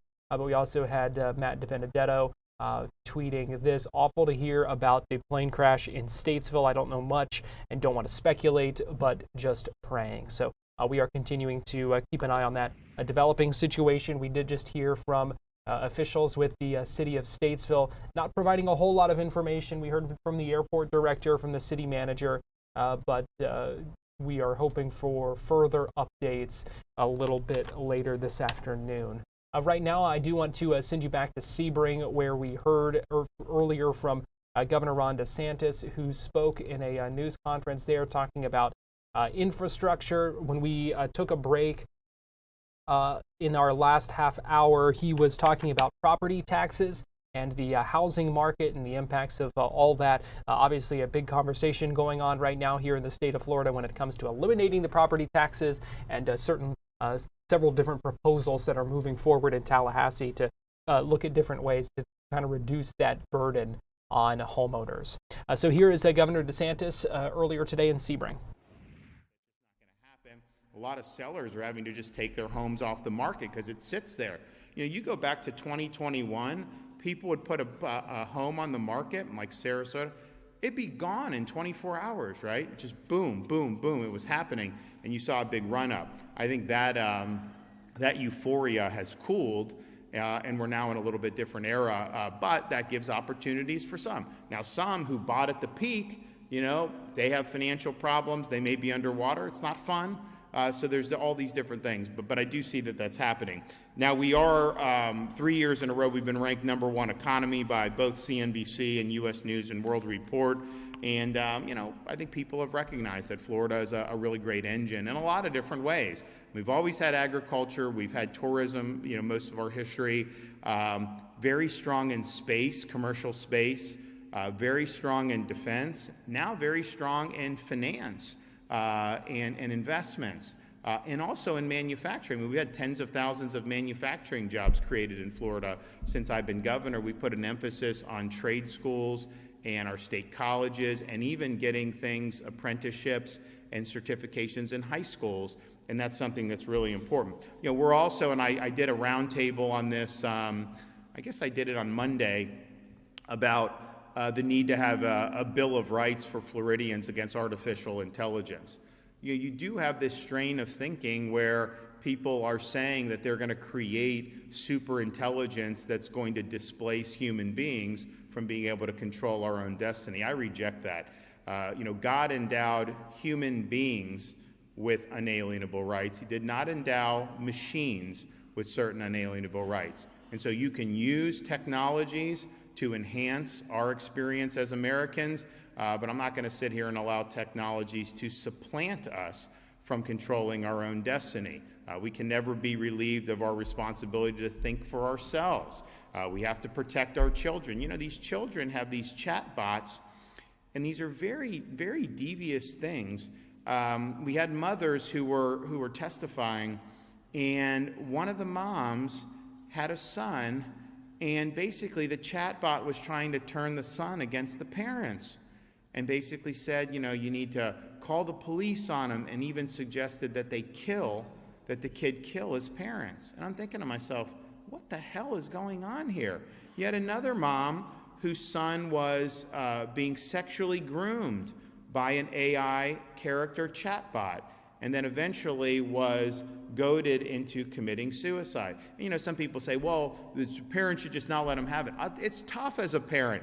These things are everywhere, right? I mean, so you got to have some safeguards, and you got to have a structure, but we have every right to make sure that technologies are harnessed in a way that benefits the public and benefits us as Floridians and as Americans. And especially on the eve of America's 250th anniversary, we want to make sure that policy is reinforcing the founding principles of this country. And so our AI Bill of Rights, I think, is something that's really leading the nation. You know, we're going to be working with the legislature on it, but there's a lot of perils out there with this. And by all means, do not subsidize you know, this stuff. If it's viable, then you should be able to stand on your 2 feet. You know, you hear like some of these companies, oh, we want a federal backstop. Honestly, they want a bailout if it doesn't work out well, because they're trying to build data centers or do this, but the communities don't want the data centers. So, you know, even Palm Beach took it down 7-0 because it takes a lot of power. One of these hyperscale centers is like a city of 500,000 people just sucking off the electric grid. And so you think to yourself, like, is that, as just a residential consumer, is that going to be good for you or not? And I think most people are like, no, that's not good. And, it doesn't even employ a lot of people once the data center gets built. And I think a lot of them, they bring in on like H-1B visas and stuff. I mean, so it's not like they're going to be hiring, ain't going to be hiring people in Highlands County to run their data centers, they try to put. So we want, as part of the AI Bill of Rights, protection against that. No passing off costs to consumers, no taking water, none of that stuff, because ultimately, we want our communities to thrive. So there's a whole host of issues with that. You're going to see more and more of this, going on. Our students, one of the best things we did in Florida was ban cell phones in the classroom. And students have learned better. But what they're going to try to start doing with this AI is just have AI do all the schoolwork. Well, what's the purpose of, why even send them then if they're just going to have a machine do everything? So there's a lot that we have to grapple with, both as parents, in terms of students, in terms of our kids, but also in terms of what it's going to do to the economy. They were telling all these kids, oh, you got to learn coding, you got to do all this. I never said that, but people were saying that. And now it's like the AI could do all the coding. So these guys they're not getting jobs. And then even the jobs that are available for humans, they're bringing in foreigners on visas to do these because the tech companies can pay them less. So there's a whole host of issues with the economy that we're going to have to do with this. So we're leading on this. I think we're being very common sense about it. I think we're making sure that everything we do, we got to put the people of this state first. It's not put a handful of companies that are in California first.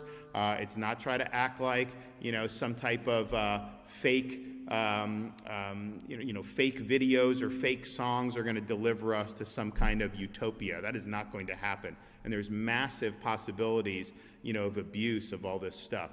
Some of these videos, it's like, it's mindless. Honestly, it's slop.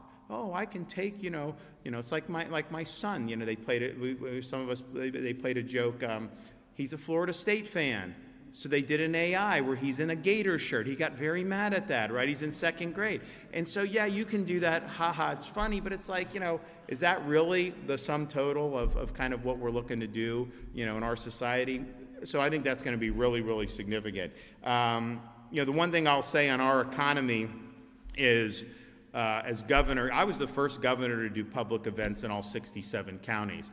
I'd ask my staff, I was like, have they ever done? Because, I was in one of the rural counties, and I had a woman come up to me, and she just grabbed me by the cheek. She's like, I just want to make sure you're real. I've never seen a governor before, and they do this. And I was showing up all these places, but I was bringing checks, and I was doing stuff. And they said they hadn't found anyone that had done all 67. Now, obviously, you go back far enough in time, it was very hard to traverse this state. I have the ability to get in, on air, so it's a little easier. But we were able to do it. And we've done more for rural Florida than I'd say any governor has ever done in terms of the investments.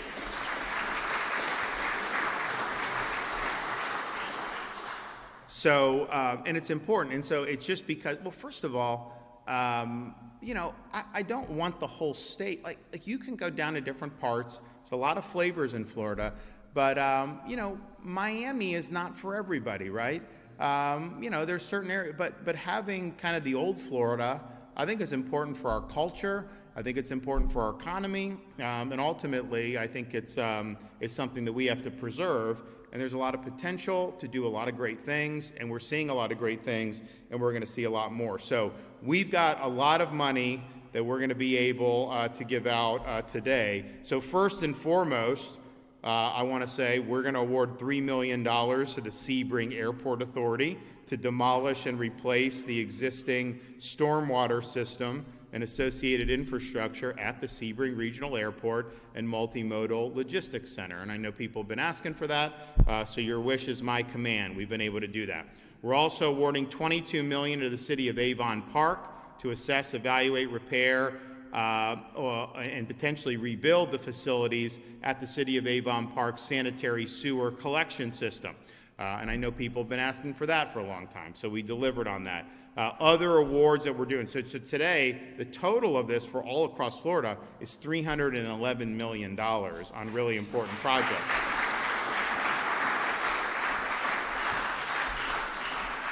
So we have our our program in terms of rebuild and repairing Florida. Some of this is when we had the storm in 2023, Idalia, Congress didn't do anything. And then we had the storms in 24, and then finally at the end of the year, they finally passed. And so by the time they get it, once we got the ability to do it, you have to solicit input, people can apply and all that, and then that's where we go. But we're able to do almost $6 million to the Bradford County Commission to reinforce the roadway by adding base pavement and reestablish the roadside swales for erosion protection. $16.4 million to the Citrus County for replacement of sanitary sewer system. They had 23 and 24 storms. I've done a lot for Citrus County. Let me tell you, we've put a lot of money. It's a great spot. We're happy to do that. City of Arcadia, $14.2 million to widen the main stormwater channel in the city. $8.5 million to construct and expand the wastewater treatment plant. Live Oak in North Florida, $3.9 million to construct a 100,000-gallon water storage tank and support a water line loop project. $7 million to the city of McClenny in North Florida to harden and modernize the Ohio Street water treatment plant. $4.9 million to the city of Palatka in Northeast Florida to harden and expand the capacity of the city's wastewater treatment plant. $2.4 million, City of Wauchula. It helps to have the president of the Florida Senate be from Wauchula in Hardee County, Ben Albrecht. He's a good guy. To support wastewater system repairs, rehabilitation, and floodwater. Columbia County, $4 million. Upgrade and harden shelters in Columbia County. $8 million. DeSoto County. Construct and install wells and a pumping system to connect the wastewater treatment plant to the disposal wells. Do you have DeSoto in your district? Who's that? Okay. $1.9 million to Hardee County to remove vegetative debris from the Peace River waterway system.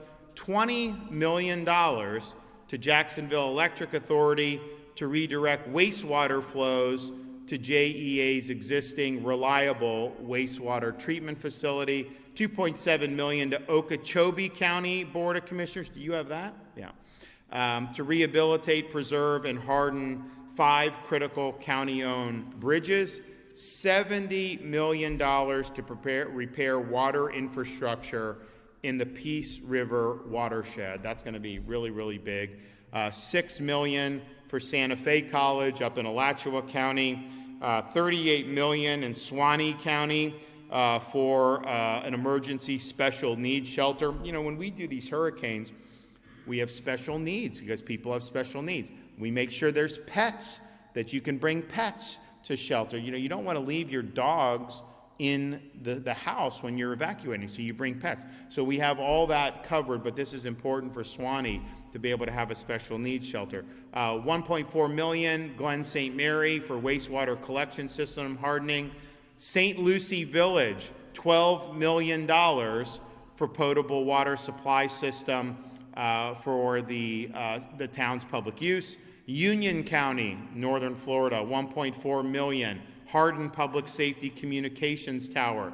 The Village of Indiantown in Martin County, $9.3 million for a reverse osmosis water treatment plant, and $7.9 million to replace 13,000 linear feet of the main water transmission main for the village. We've done a lot for Indiantown since I've been governor. $10.8 million Immokalee Water and Sewer District for wastewater treatment plant improvements. Town of Dundee, $6 million for sanitary sewer collection system hardening, and $10 million to repair damage and repair the potable water system for the town. So these are major, major awards. We're also going to award $13.5 million in 11 small rural infrastructure grant awards to assist with other critical infrastructure projects. So Frostproof, $240,000. Lake City in North Florida, $1.7 million. Okeechobee, $1.2 million. $500,000 to Wauchula, $2 million to Columbia County, $250,000 to Hardy County, $226,000 to Hardy Industrial Development Authority, $2.9 million to Keystone Heights Airport Authority up in Northeast Florida, $1 million to the Okeechobee Utility Authority, $3 million to Putnam County for public infrastructure at the Central Landfill, $300,000 to the town of Zolfo Springs for sanitary sewer evaluation survey. So, you know, this is some of this stuff honestly isn't sexy, but it's important, right, for these communities. And so I want to thank Alex Kelly at the Florida Department of Commerce for soliciting the input and helping prepare this list of really meaningful awards. And at the end of the day, you know, we want awards that are gonna make a difference. And what I tell people in the past is, you know, honestly, I could bring like, you know, $1 million to a rural, they'll be so happy. I bring like 20 million to Miami and it's like not a big deal, right? So, you know, the money goes farther in some of the rural, and so we're happy to be able to be a champion for rural Florida. So come on up, Alex. We are going to take another quick break here on Fox 35 News Plus, but we'll be right back after this.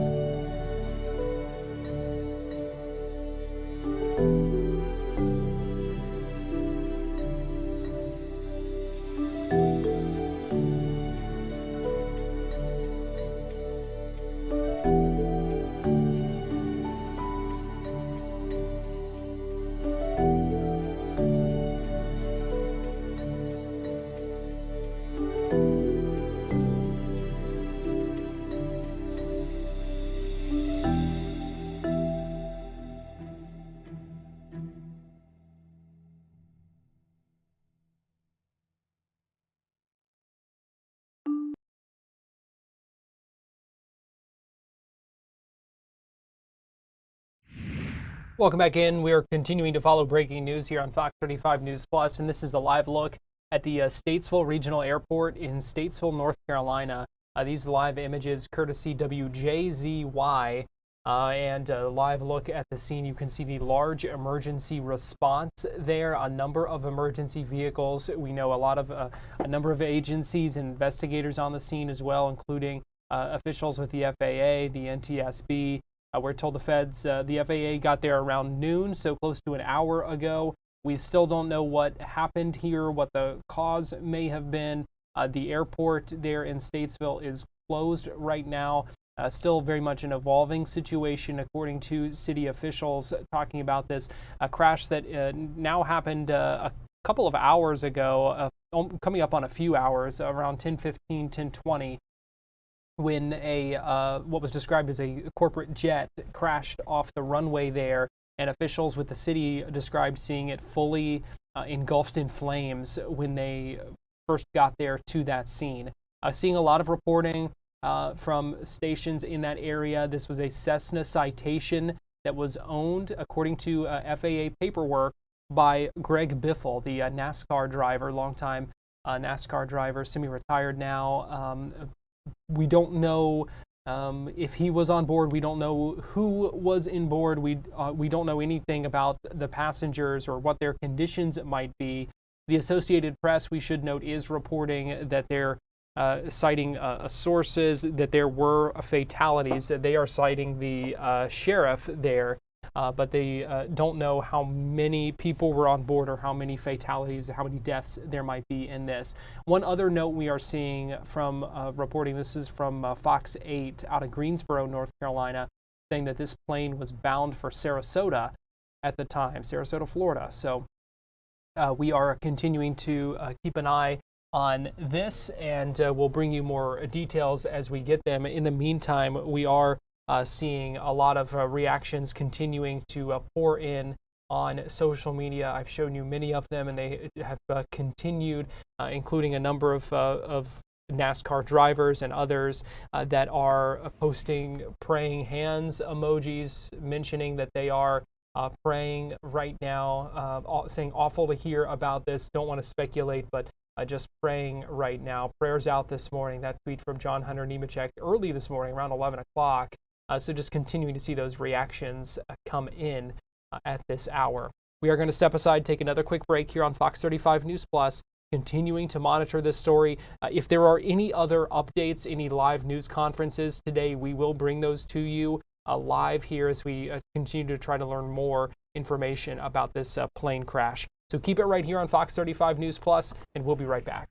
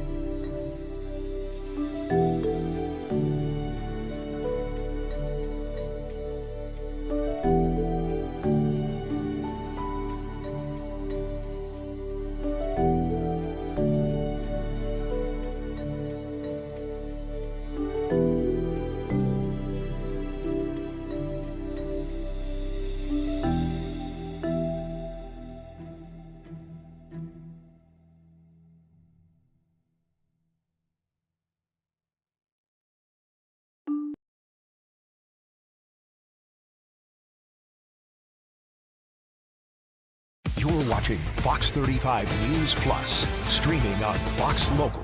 Welcome back into Fox 35 News Plus. Garrett Weimer here. Thanks for joining us on this Thursday afternoon, live on Fox Local and on YouTube. You know, we love talking about baseball here in the Sunshine State. A lot of talent around here. And one of the things that we are watching is something that could have an impact on the farm systems and the organizations within Major League Baseball, with the MLB announcing that starting next season, they're going to regulate some of the in-game technology that is used across all minor league parks. So joining us now to talk about the impact of this and talk to us about the technology and the difference that makes, we've got Kyle Bodie, the founder of Driveline Baseball, who is joining us live now. And Kyle, we really appreciate you joining us this afternoon here on Fox 35 News Plus. Oh, it's my pleasure to be on. Thanks for having me. Hey, Kyle, first I just want to get your initial reaction to this announcement this past week from Major League Baseball about this, and we'll just start there. Yeah, I think it's a tough decision, to centralize all the information, but ultimately it's good for the players. It can penalize the organizations that moved fast and early. Certainly the organization I work for moved fast and early with the Boston Red Sox. And I've helped many organizations, get on the biomechanical video capture train early. But ultimately we have to think about the players. The players deserve an equal playing field. They deserve access to their data. And we've done this with pitch data. So we've done it with bat tracking data, and it's time to kind of get it all together, especially when we're talking about something as serious as pitcher health. So what is some of the stuff that we're talking about here when we hear that this data is going to be regulated in game? What does that mean? What's some of this data that we're looking at here? Just camera captures, installing 8, 16, how many ever cameras in each of our stadiums, and capturing that information to really track the position of the arm of the pitcher and to capture that biomechanical information, because it's so critical for pitcher performance and health. And the real inequality here is the fact that we don't have, equal access to it across the league. Certainly most organizations, all organizations should spend at a minimum level. There should be a floor, so to speak. But that's what's going to happen here with Major League Baseball, investing in this technology. That really is all the owners pooling together. And while those early movers still got that early advantage, we really have to think about all the players together. Yeah, well, talk to me about that and kind of what this has looked like, the implementation of this that kind of sparked this. So it was kind of uneven. We saw some jump on it and others not wanting to invest in it. Yeah, I think, it started about 20 years ago, 15 years ago. Driveline started right around then too. I think people thought it might be a fad. They don't want to spend millions of dollars on something that's just not going to, be that beneficial. But in a game like baseball, where the edges are so small and the difference between one game and two games, or 1 run or 0 runs makes and breaks your season, you need to find all the edges you can. And so I think people started to realize over time that these systems are real. They deliver real value.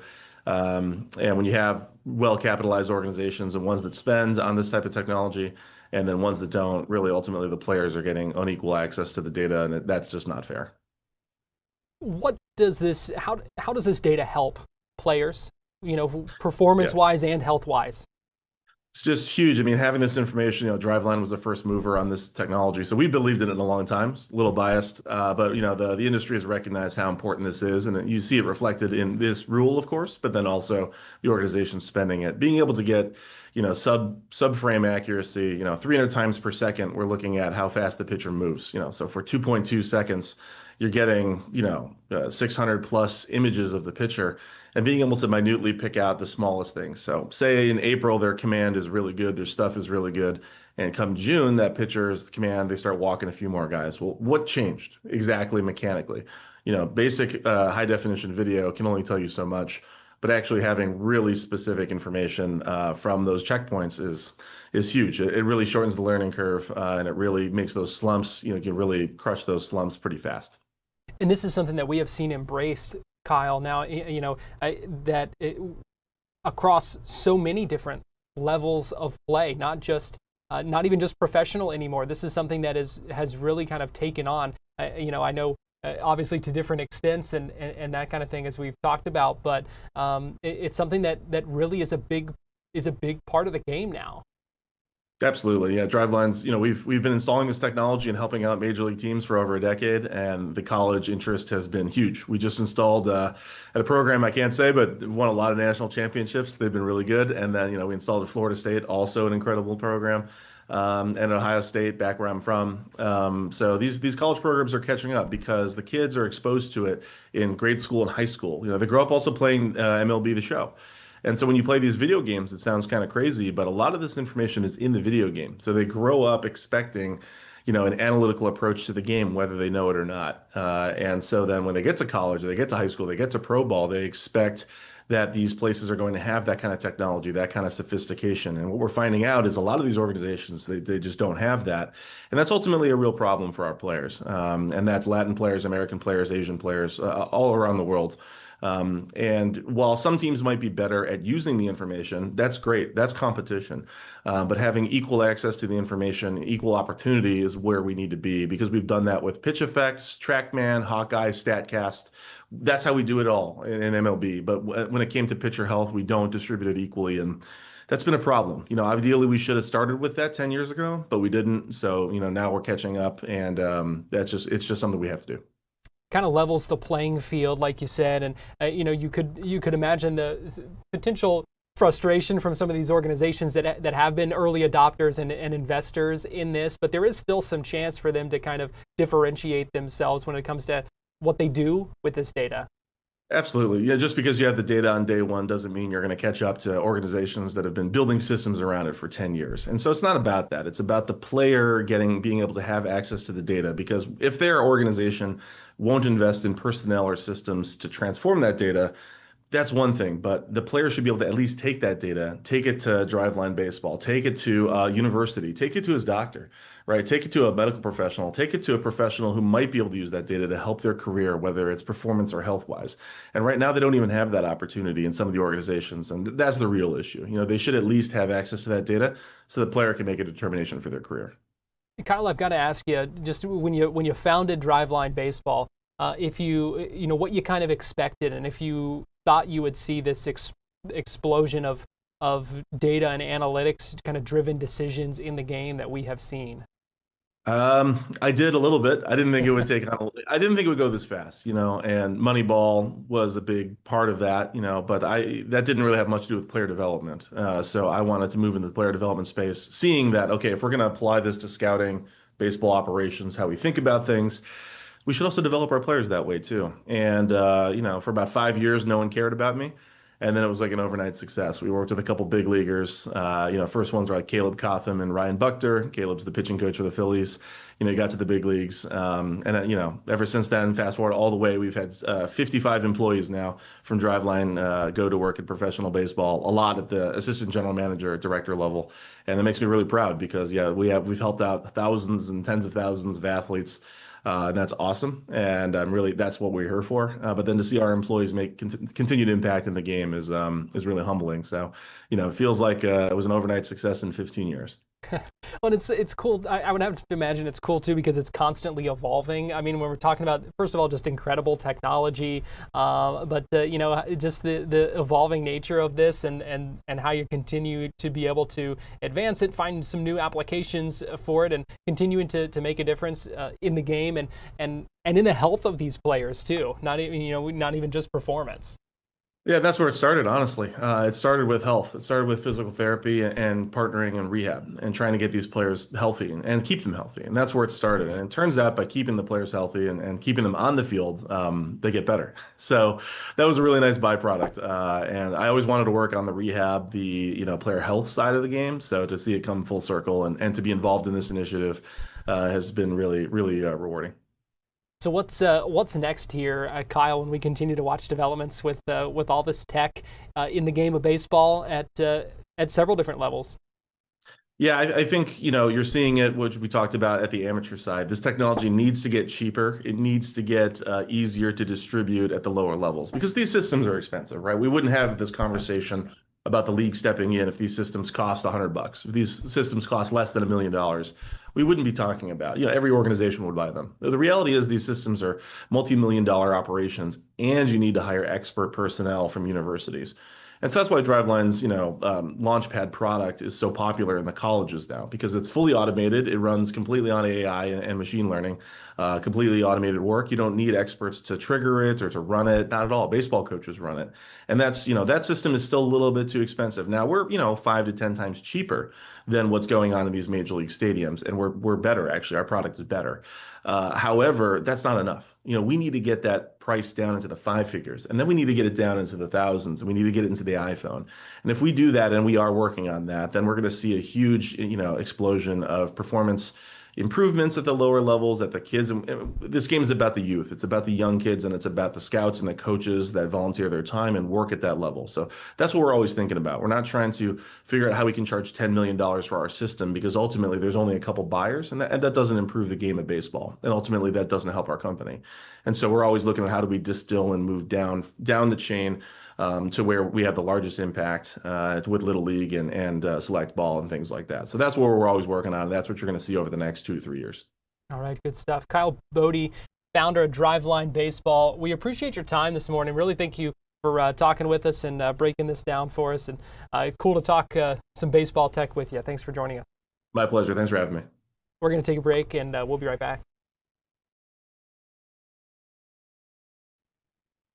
All right.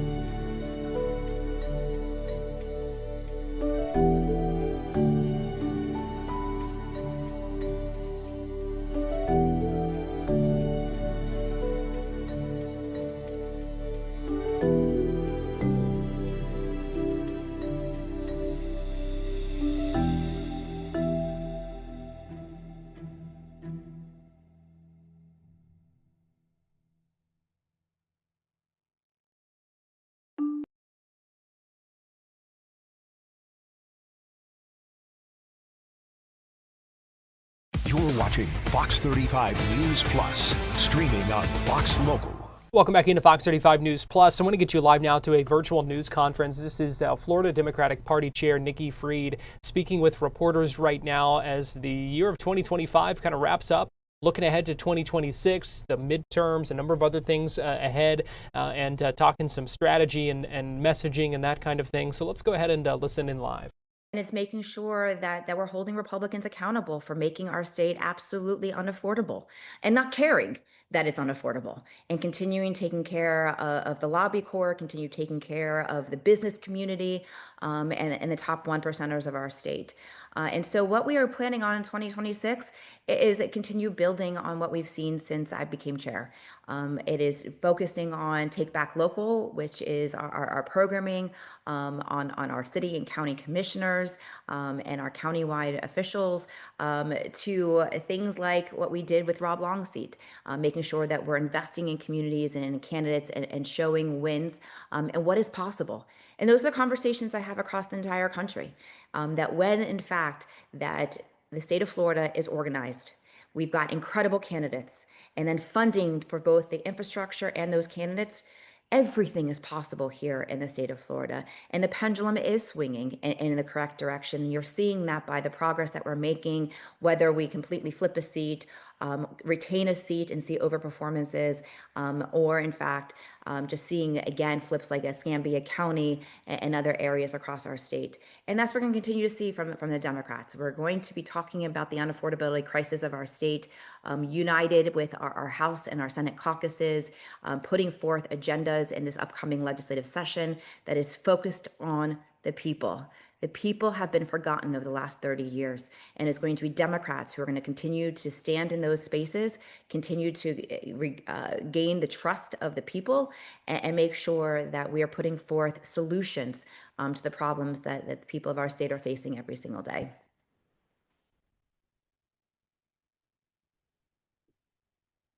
This is Kate Payne with the AP.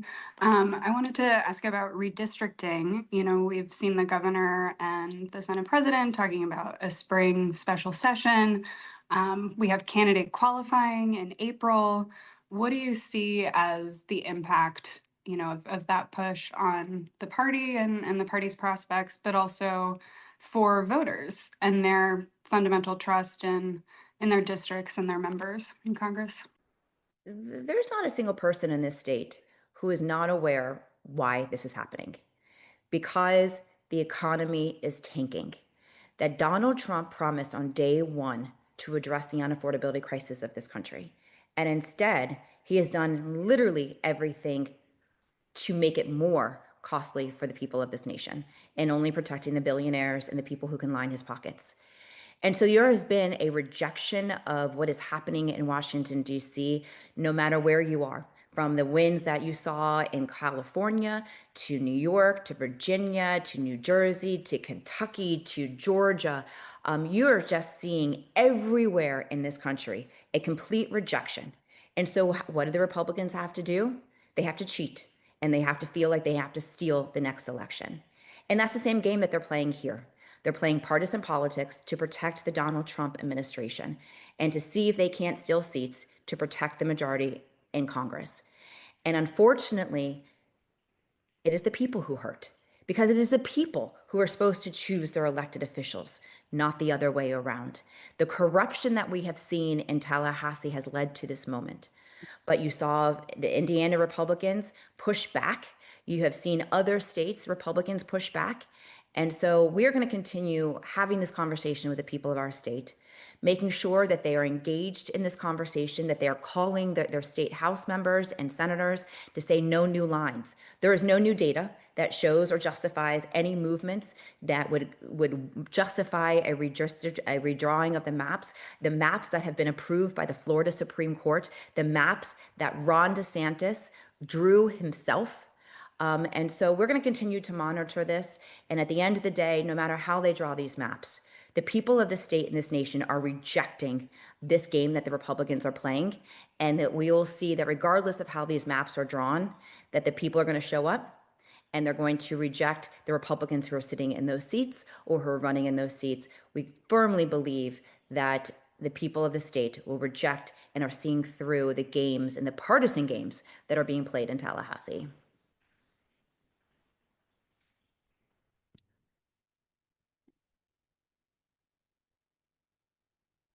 We have a question from Steve Busquet. If you want to come off mute, you can go ahead and ask it, or I can read it myself. Steve? Okay, I'm going to read it. For the chair, can you comment on Boca Raton Mayor Scott Singer's decision to run for Congress against Jared Moskowitz? Because Singer will be seen as a strong Republican candidate, won't this encourage the legislature to redraw this district? Jared Moskowitz has done a remarkable job for his constituents. He has gone to Washington, D.C., and has fought for the issues and the needs of his people. And so I don't care who the Republicans put up against Jared. Jared understands his district. He understands his constituents, has served them not just as their member of Congress, but their House member, including being on the city commission. So we are not worried. Jared is a extremely strong member of the congressional delegation who has made national reputation for himself of not taking the BS from MAGA and standing up for the people of his community and for the state. So we are not worried, but certainly Jared is putting in the work, and we will be putting in the work to make sure that he is reelected in 2026.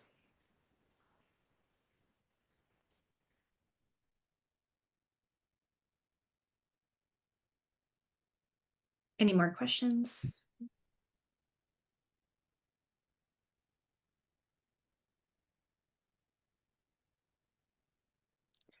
Well, before we close out, I want to give Representative Long and Chair Freed a moment to give closing statements. I'll let you go first, Rep.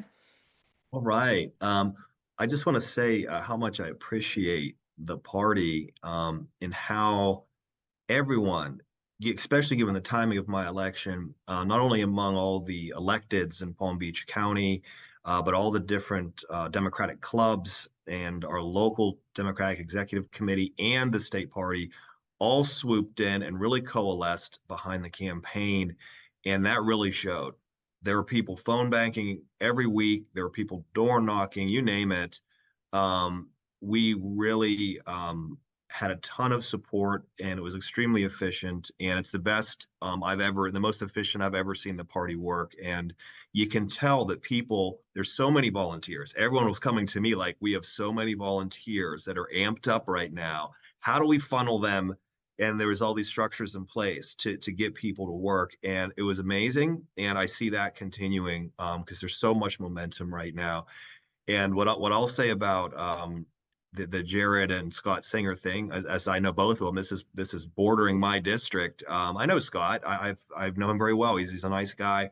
But I know Jared very well. He endorsed my campaign, and his team and Jared's team happened to run my campaign, and we just won by 28 points. So I'll say good luck to Scott Singer. I wouldn't be too worried if I were Jared, though.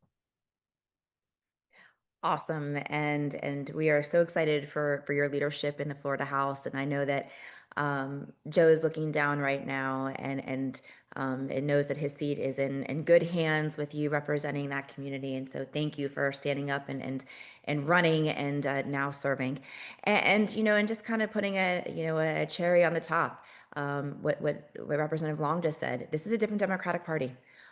Where we are engaging all parts of our state, all 67 counties. We are engaging in campaigns up and down the ballot, forming a unified front, talking about the issues that are front and center to the people of our state. This is a different party, and you will see different results in the near future, and you have seen different results over the last 3 years. And we're going to continue building on the momentum of this moment, continue standing up for the people that call Florida home, and making sure that we've got good governance back here in our state. 30 years of one-party control has left people leaving our state, people not wanting to retire here, people not wanting to move here with young families. And we've got to do so much better for them. People scared about their health care. We've got people all over our state. I was talking to some Venezuelan leaders earlier this morning that are scared for their family, for their friends, people who have immigration papers that they're going up to their appointments, and appointments are being canceled. There's just a lot of chaos right now, and people want stability. They want sanity, they want stability, and they want to know that their elected officials are going to stand up for them. And you just don't get that on the other side. You get a lot of talking points and bullets and then you got a president who thinks that he's a Jedi, that he can just kind of put his hand in front of the screen and make people believe, things are different. But people see their bills at the end of the day, that they see what their costs are. They see it continuing to rise, and they're being lied to by the other side. And it's unfortunate because we got to put the people of our country first. And unfortunately, that doesn't seem to be the case in either administration, one in Tallahassee or Washington, D.C. And as long as we stay laser focused on the people, we know that they're going to be with us in the 26th election, both here in Florida and across the country. So with that, I hope that you all have a fabulous holiday season. Take some well-deserved rest on your own fronts, because you know that 26 is going to continue to be a roller coaster. So hang on tight. But right now, it is Florida Democrats who are leading the charge. So thank you all, and have a good holiday season. And we'll see you all bright and early January 1st. Thank you all. That was Florida Democratic Party Chair Nikki Fried speaking, alongside, as you see there, Representative-elect Rob Long from the Florida State House District 90. The wrapping up this news conference, talking about plans for 2026 and what things will look like moving forward, heading into a year with some high-profile midterms and a number of other things going on as well. So we heard the chair fire back at Blaise Ngolea for some of his efforts across the state. Talked about redistricting, a number of different priorities and things that we will see from them coming up in the next year as we get ready for 2026. We are just a couple of weeks away from the end of 2025 and getting ready to start a new year. We are approaching the bottom of the hour here on Fox 35 News Plus. I just want to let you know we are continuing to follow developments out of North Carolina. Unfortunately, right now I don't have any live video feeds or anything to show you. No updates right now on any additional news conferences or new data coming in, but we are keeping an eye on that, and we'll bring you updates as we get them. More reaction coming in on social media as well. We have learned a little bit more about the plane's plans for the day. We previously told you that the flight, before it turned around and headed back toward the airport, flight data showing it heading to Sarasota. Then its plan was to go to the Bahamas after that, before returning to Fort Lauderdale and then back to Statesville, North Carolina by this evening. So we do have that new information, that reporting from the Associated Press talking about that. And they're still citing the sheriff there, that there were fatalities in this plane crash, but we still don't know who may have been on board, how many people were on board, how many people may have died. Still a lot of questions about that we'll be keeping an eye on over the next little bit here on Fox 35 News Plus. We're going to step aside and take a quick break, and we'll be right back.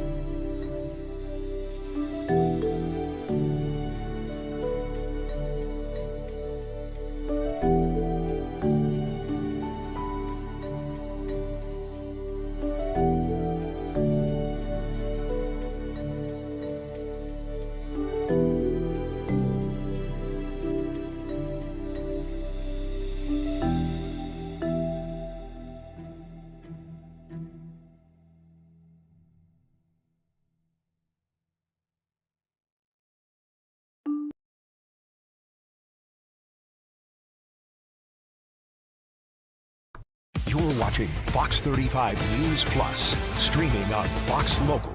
Welcome back into Fox 35 News Plus. Garrett Weimer here, and thanks for joining us on this Thursday afternoon, live on Fox Local and on YouTube. A suspect in an alleged travel scam is expected to be extradited back to Volusia County later today, and planning to greet him at the airport is Volusia County Sheriff Mike Chitwood, who was on Good Day Orlando this morning to talk about the case. Wanting to find this guy, what was it that tripped this where you were able to catch him? Basically, his wife is out there, and the LA County Sheriff's Office and the Ventura County Sheriff's Office did a really good job surveilling her, and she obviously led law enforcement to him. And it looks like he waived extradition. Hopefully tonight his plane will land on time at 5:45 here at Daytona Beach International Airport. I'm hoping that we get some of the victims that meet me at the airport so we could greet him when he comes down the golden staircase and wish him a Merry Christmas as he heads to the happiest place on earth, our jail. I'm sure he's looking forward to that. Sheriff, talk about what you expect from tonight in terms of the victims. I mean, these are people that, if all this is true, that what he did, he stole their dreams, he stole their trips. How many do you think might show up at the airport? You know, I don't have any idea, but we were alerted to this by the state attorney's office in May of 2004 that these kids, 104 students, had the opportunity to take a trip of a lifetime to Italy and to Greece. And he defrauded them out of over $400,000. And when we started our investigation, we discovered he did something similar to this to Flagler College.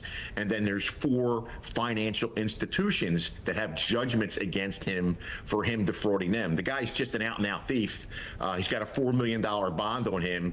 And I think it's important that when he comes down that escalator, that as many victims as possible, he can look them in the eye and see the lives that he turned upside down. Because it's easy when you're sitting behind a computer to make somebody a victim. It's really difficult to look them in their faces.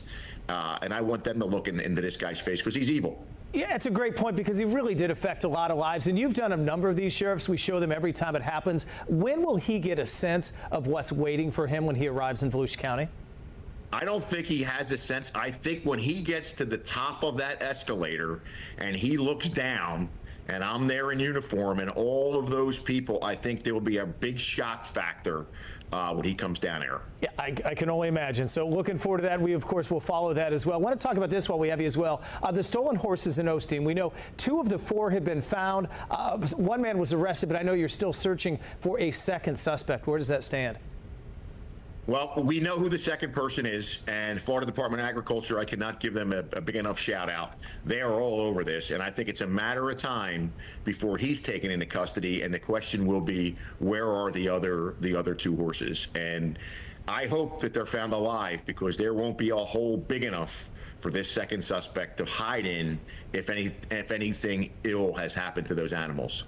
We will follow that, and Sheriff, good luck tonight. We'll follow that, and we'll see if the flight comes in on time, and I'm sure that he will be very unhappy to see you in the crowd that is there, but that's what's waiting tonight in Volusia County. Well, your weather person has to give us some clear air here, because the plane is headed into Atlanta first before it comes to us, so that's what may be the delay. So we will check on the timing of that coming up a little bit later. But again, this was a man who was a travel agent accused of defrauding more than 100 students from Seabreeze High School for a trip that they had been planning. He was facing extradition. Again, that is planned for later today. Charged with fraud, money laundering, and some other things as well, accused of stealing $400,000 from those families here in Central Florida. NASA says it's lost contact with its MAVEN spacecraft. This is a satellite that's been orbiting the planet Mars, trying to study the atmosphere. It's been doing it for more than a decade. Greg Autry is a UCF associate professor, or associate provost, I should say, for space commercialization and strategy. And he was on Good Day Orlando to talk about what this means and what NASA does now. Well, this is a bummer, but 11 years is a very long time. So let's talk first about what we think may have gone wrong. Sure. All good things come to an end. And as noted, this mission is performed for a long time past its originally planned life cycle. In fact, it's changed principal investigators. What we know is that it went behind Mars on a normal orbit and came back the other side and wasn't in communication. However, later a brief amount of data was received. A couple characteristics of this data suggest that the orbiter is spinning on its axis incorrectly, and that it may have changed its orbit as well, because the frequency shifted from what was expected on the satellite, which indicates the Doppler shift from a different velocity than was expected. So it's not where it's supposed to be. It's probably not angled the way it's supposed to be. How did that happen? There's a lot of possibilities. Most likely, one of the thrusters accidentally activated because perhaps a valve failed, or there could be a leak in a propellant tank that caused some gas to spray out, sending it in an odd direction. Could potentially be a software error, but I doubt that after this many years of good performance. But we don't know until we get in communications with it. JPL and NASA are doing their best to try to send corrective information to the spacecraft and do what they can to bring it back online. Well, obviously 11 years is a long time to glean some pretty good information, Greg. So if it's not fixable, if they're not able to get it back online, have they been able to get enough information that they feel like it was still, a successful mission? Absolutely. One of the bigger concerns with this, though, is it's one of the of several satellites in something called the Mars Relay Network that gathers data from our rovers on the surface of Mars and forwards them back to Earth. So that may be perhaps more of a loss than the science data, which it's done a good job of collecting for many years. Let's talk a little bit about some news from UCF. There's some hospitality news involving the space program or space tourism you want to tell us about? Sure. The hospitality school, which is, in our opinion, and I think in many people's opinion, the best in the world, being located here in the center of tourism, is a natural place to do space tourism, of course, being located right here at the Cape as well. So they're doing research in that direction and looking at coursework and additional opportunities to provide space tourism specific hospitality. Well, are you looking for a holiday side hustle? You certainly wouldn't be the only one. It is a popular time of year for folks maybe looking for something, for a seasonal job, a holiday, for the holidays. Retailers hiring up to 600,000 seasonal workers this year, but scammers, of course, trying to take advantage of that. So Holly Sammons, the president and CEO of the BBB serving Central Florida, was on Good Day Orlando this morning to talk about some red flags and some things to watch out for. This is the time. Scammers are out doing a lot of scamming. And when people are job hunting, that's another area that they can do that, especially because people are looking for seasonal work. That's right. Yeah, people are looking for seasonal work. They need a little extra cash. And we're used to, big businesses looking to add extra staff.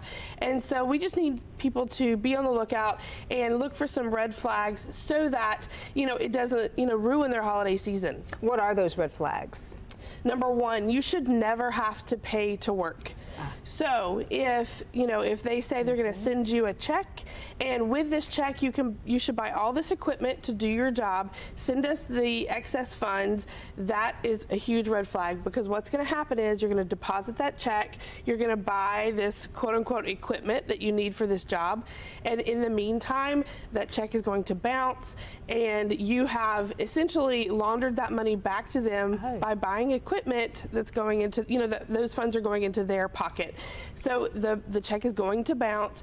You're going to be out the money. You wanted to make money. Now you're giving away money. So number one red flag, you should never have to pay to work. Okay, so you've got that. And also, if they're offering a lot of money for what really is kind of a small job, that's another red flag. Yeah, I mean, it falls back on if it sounds too good to be true. For example, if someone is offering you a job to be a shipper, if they say, I'm going to send to you a large shipment, you're going to break that shipment up and you're going to send it out to other people, and I'm going to pay you a lot of money to do that. Number one, that doesn't really make sense, right? It doesn't make sense to pay twice for one shipment. Number two, you could be unknowingly involved in a crime. Those could be stolen or counterfeit goods that you're then turning around shipping out to other victims, and in the end you're not going to get paid. So the red flag in that case was it was too good to be true. The money was too good to believe.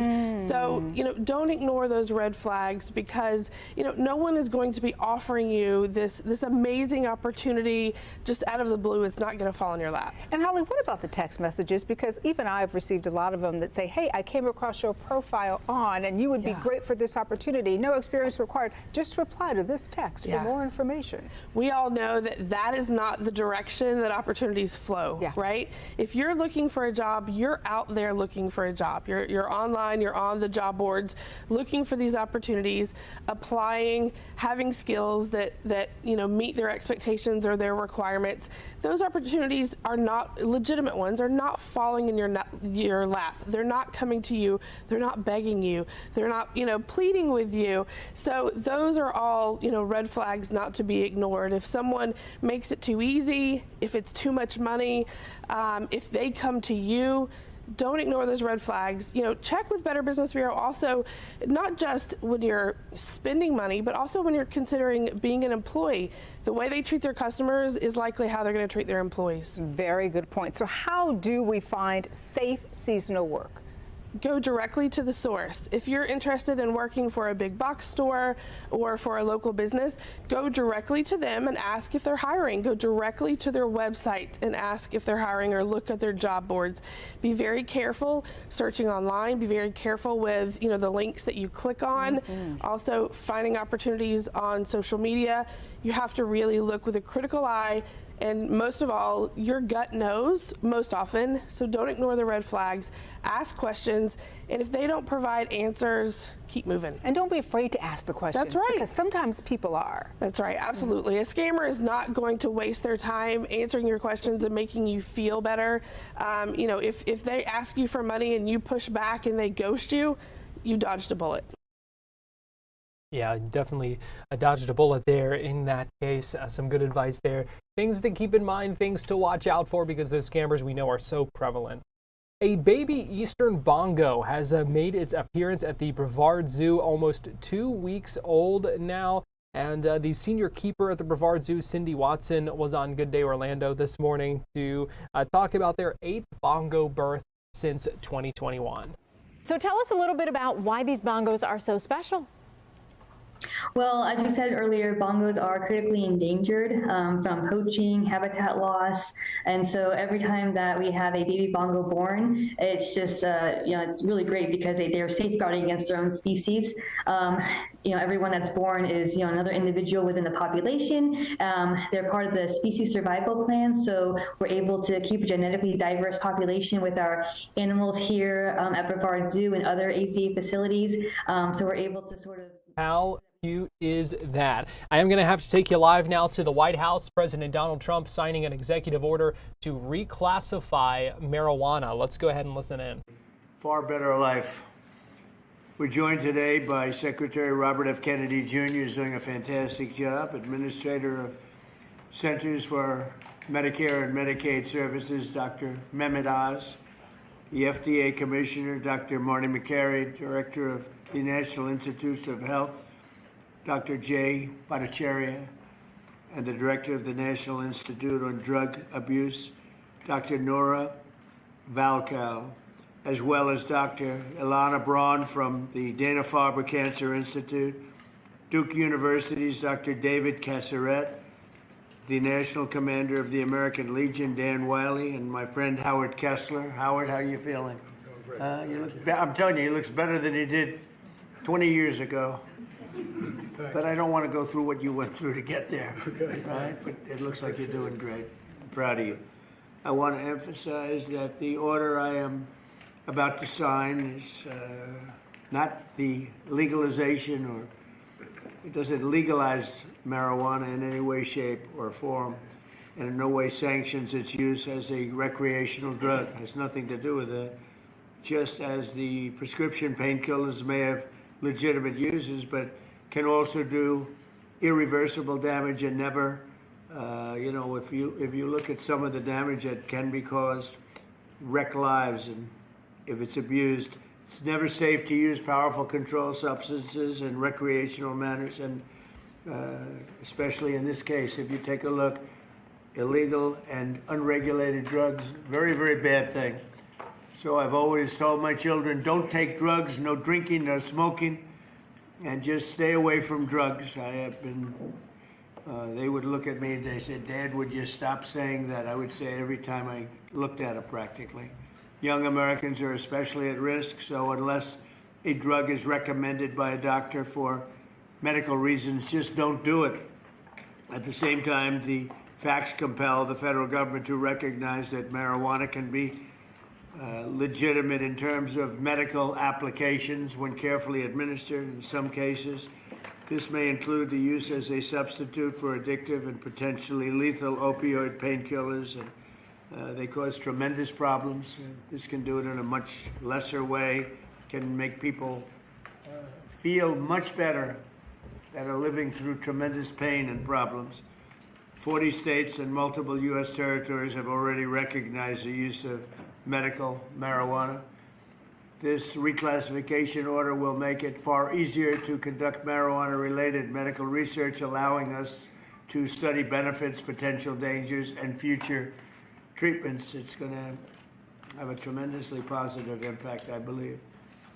We're also asking Congress to reconsider its classification of hemp-derived CBD to ensure seniors can access CBD products they have found beneficial for pain and other reasons. Some people are literally dying, and they're dying with tremendous pain, and this can, in many cases, literally stop it.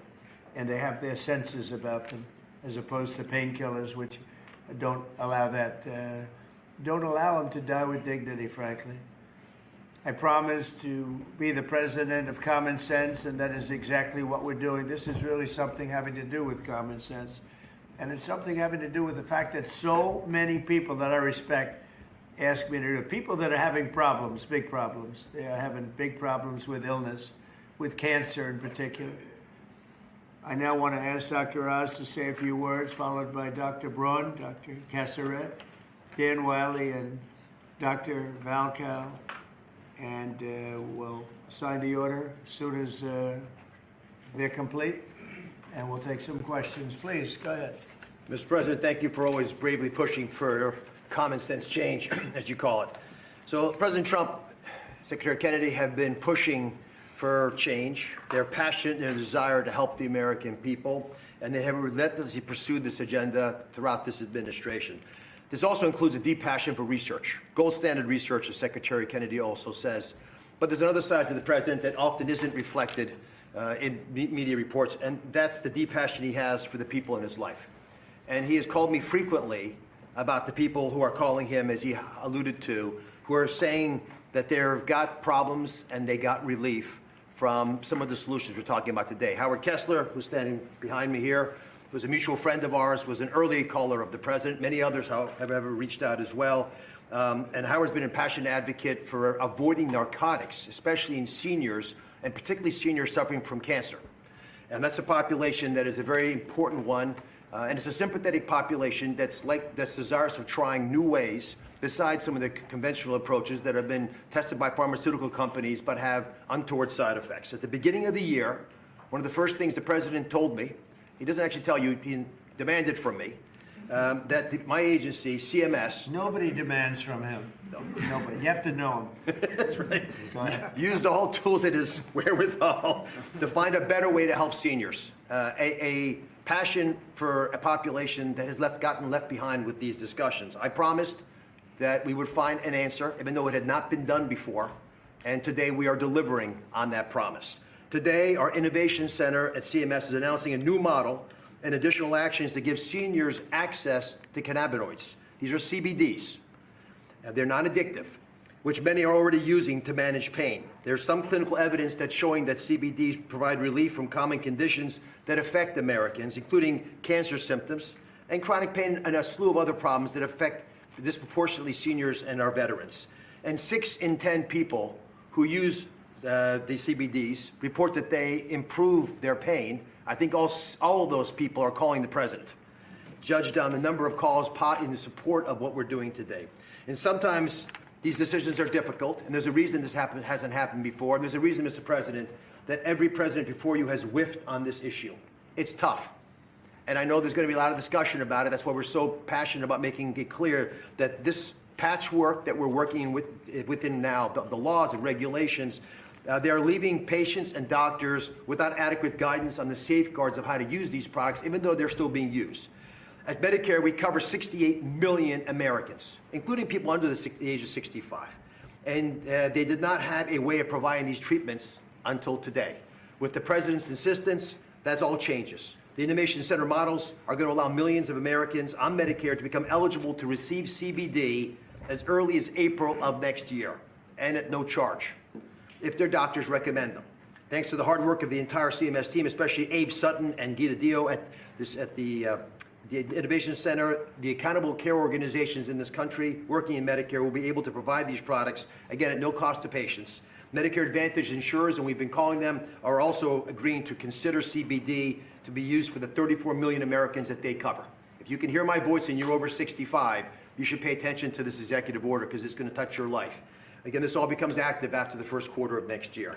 These CBD products must first meet local and state quality and safety standards. They must come from legitimate sources. They must abide by other regulations of those states. With these boxes checked, patients can be eligible for up to $500 of hemp-derived products each year. This is the first government-led testing of quality and outcomes for patients across different conditions, and it delivers on the need for more data collection and research into hemp usage.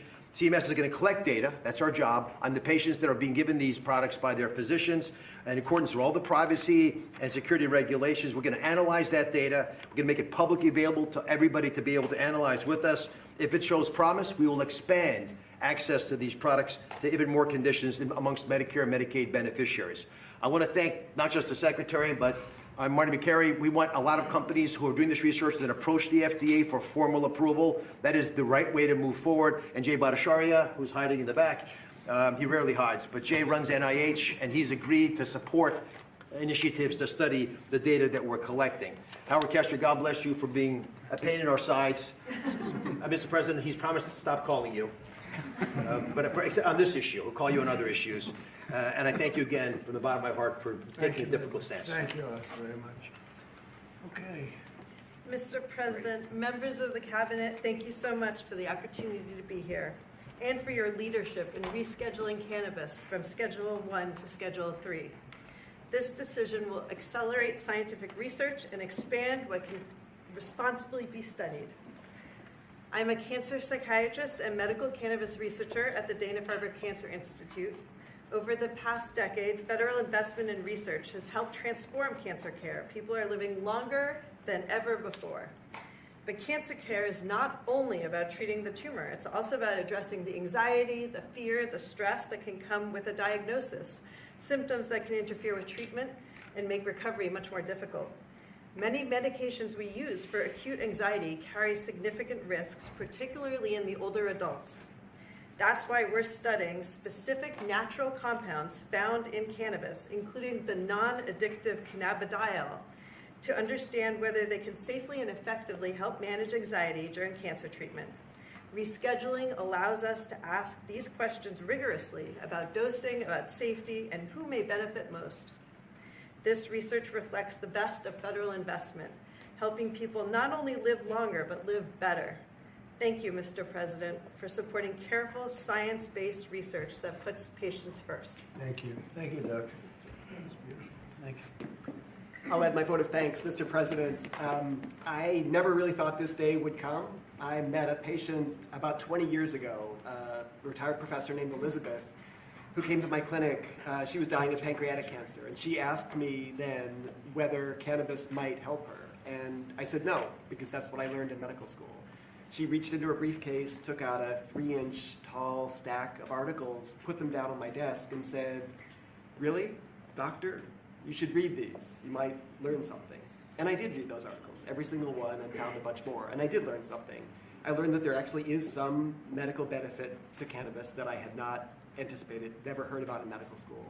Second, I learned that there was a lot we don't know. And third, I learned it's really, really, really difficult. President Trump just moments away from signing an executive order to reclassify marijuana. It is currently a Schedule 1 drug, essentially the same as something like heroin, saying there's no accepted medical use and a high potential for abuse. Reschedule that to Schedule 3, same thing as a painkiller like Tylenol or an anabolic steroid, would allow for some additional research, a number of other things as well.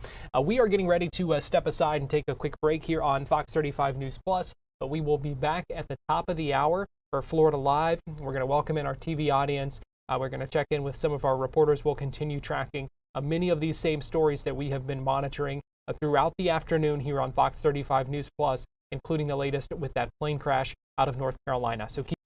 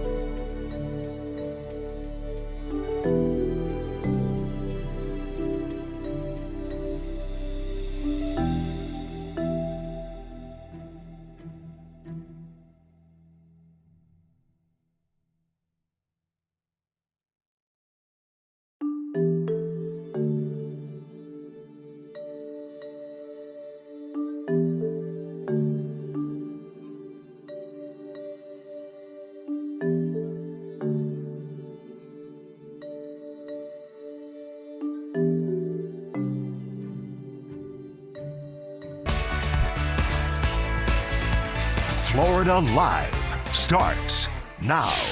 Well, good afternoon to you, and welcome into Florida Live. Garrett Weimer here. Thanks for joining us on this Thursday afternoon, live on Fox Local, YouTube, and on Fox 35 TV. I want to let you know a story that we've been tracking for the past several hours on Fox 35 News Plus that we are continuing to monitor right now. We've been tracking this as breaking news throughout the day, and that's this plane crash at an airport in North Carolina, a plane that was registered to NASCAR driver Greg Biffle. We still don't know anything about the people on board or anything like that. The Associated Press is reporting that there were fatalities on board. But again, we still don't have any information about who was on board, how many people were on board, what the case is.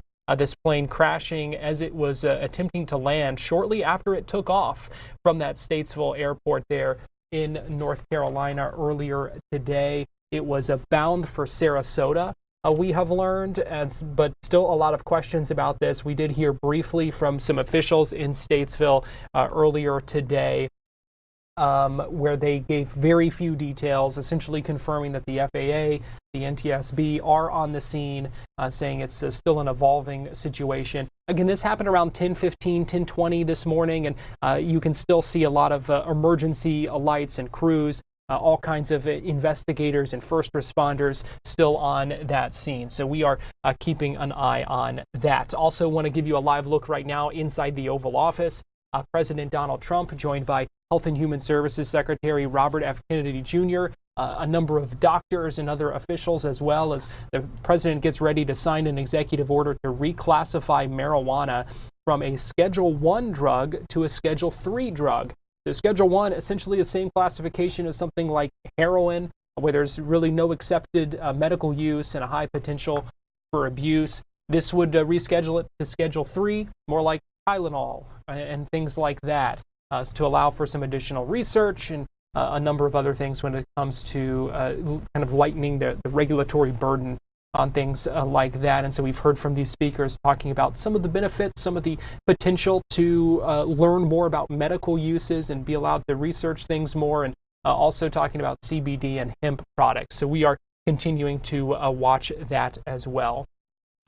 But we begin our show today by talking about a proposal floated by Governor Ron DeSantis that could provide toll relief for Florida residents. The governor talking this week about potentially making tolls on Florida's highways to only apply to visitors, not residents here in the Sunshine State.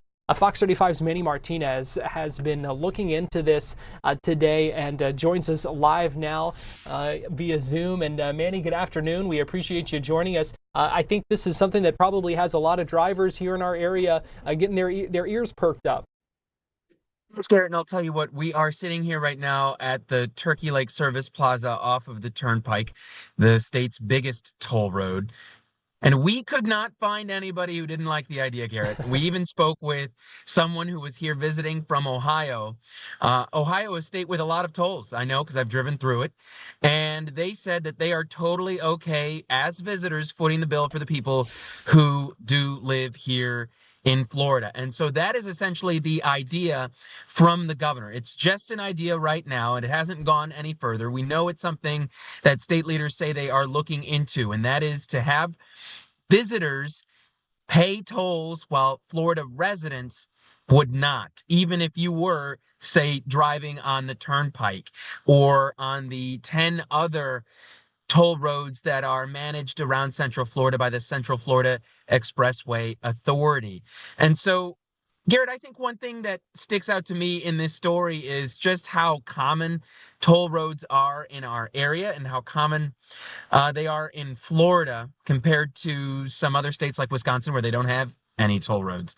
And the ease of doing cashless tolling makes it easy for people to lose track just how much they're spending on tolls to drive to and from work, to and from a birthday party, whatever it is, until it hits the bank statements. And the state has done toll relief programs before, offering discounts for frequent users. But Garrett, this would go a step further, and it would be a big step. And this was all brought up in a cabinet meeting with the governor, the last one of the year, talking about affordability, which is something that has been a key issue across the nation the past couple of years now. And so just trying to find ways to save people any kind of money. And with the drivers that I spoke with, it seems as though this could save them, if they're at least repeat users, prolific users, hundreds, in some cases, the most prolific drivers, probably thousands of dollars over the course of a year, Garrett.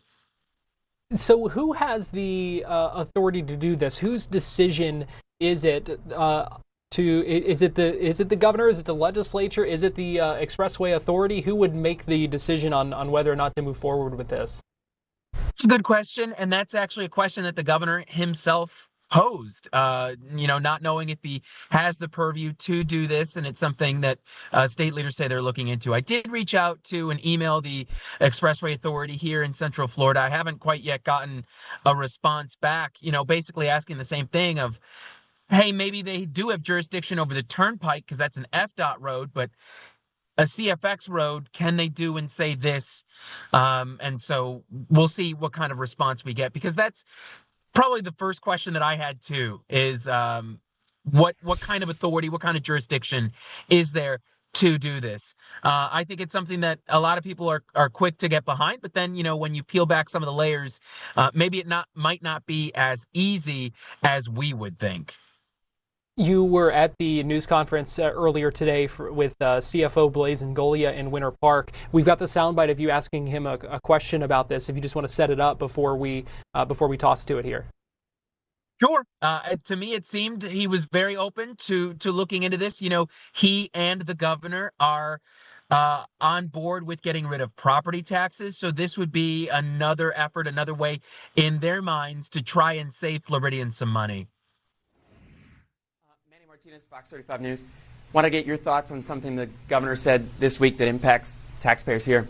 Thoughts about toll relief for Florida residents. What are your thoughts on it, and how big a saving could that be to get rid of tolls for taxpayers? Yeah, it could be substantial. The idea of tolls is to pay for the infrastructure and the new roads that were put in place. But at some point, it's paid for. And we have to have the policy discussion. Do we want to continue taxing, which is what a toll is, the riders on these toll roads in perpetuity? I think there's a conversation to be had there. And so that was his answer to that. And obviously, you mentioned the kind of broader conversation about affordability and property taxes and that kind of thing. The question, I think, with this is where does this money currently go? And would that have an impact, some sort of loss of revenue, if that change were made to only, levy these tolls on tourists, out-of-towners?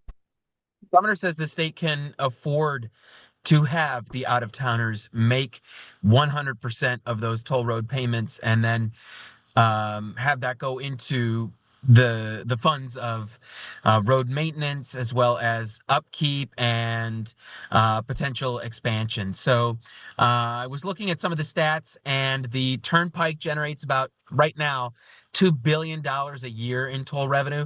The CFX tolls, all of them, all 10 of them, do about $700 million a year. So I was very curious to get a breakdown of how much of this is paid for by people who live here in Florida versus visitors. I don't know if that's something they could get an answer to. I guess they could look at toll by plate. Maybe that's a way to get an answer to that question. That is something that I asked of CFX, have not yet gotten that response. I'm sure that probably would not be something that would be so easy to look up. That probably would be a burdensome request there to find some of that stuff, but important to add that context. So again, just an idea. We'll stay on top of that story and try and get some of those figures to put a bow on this story.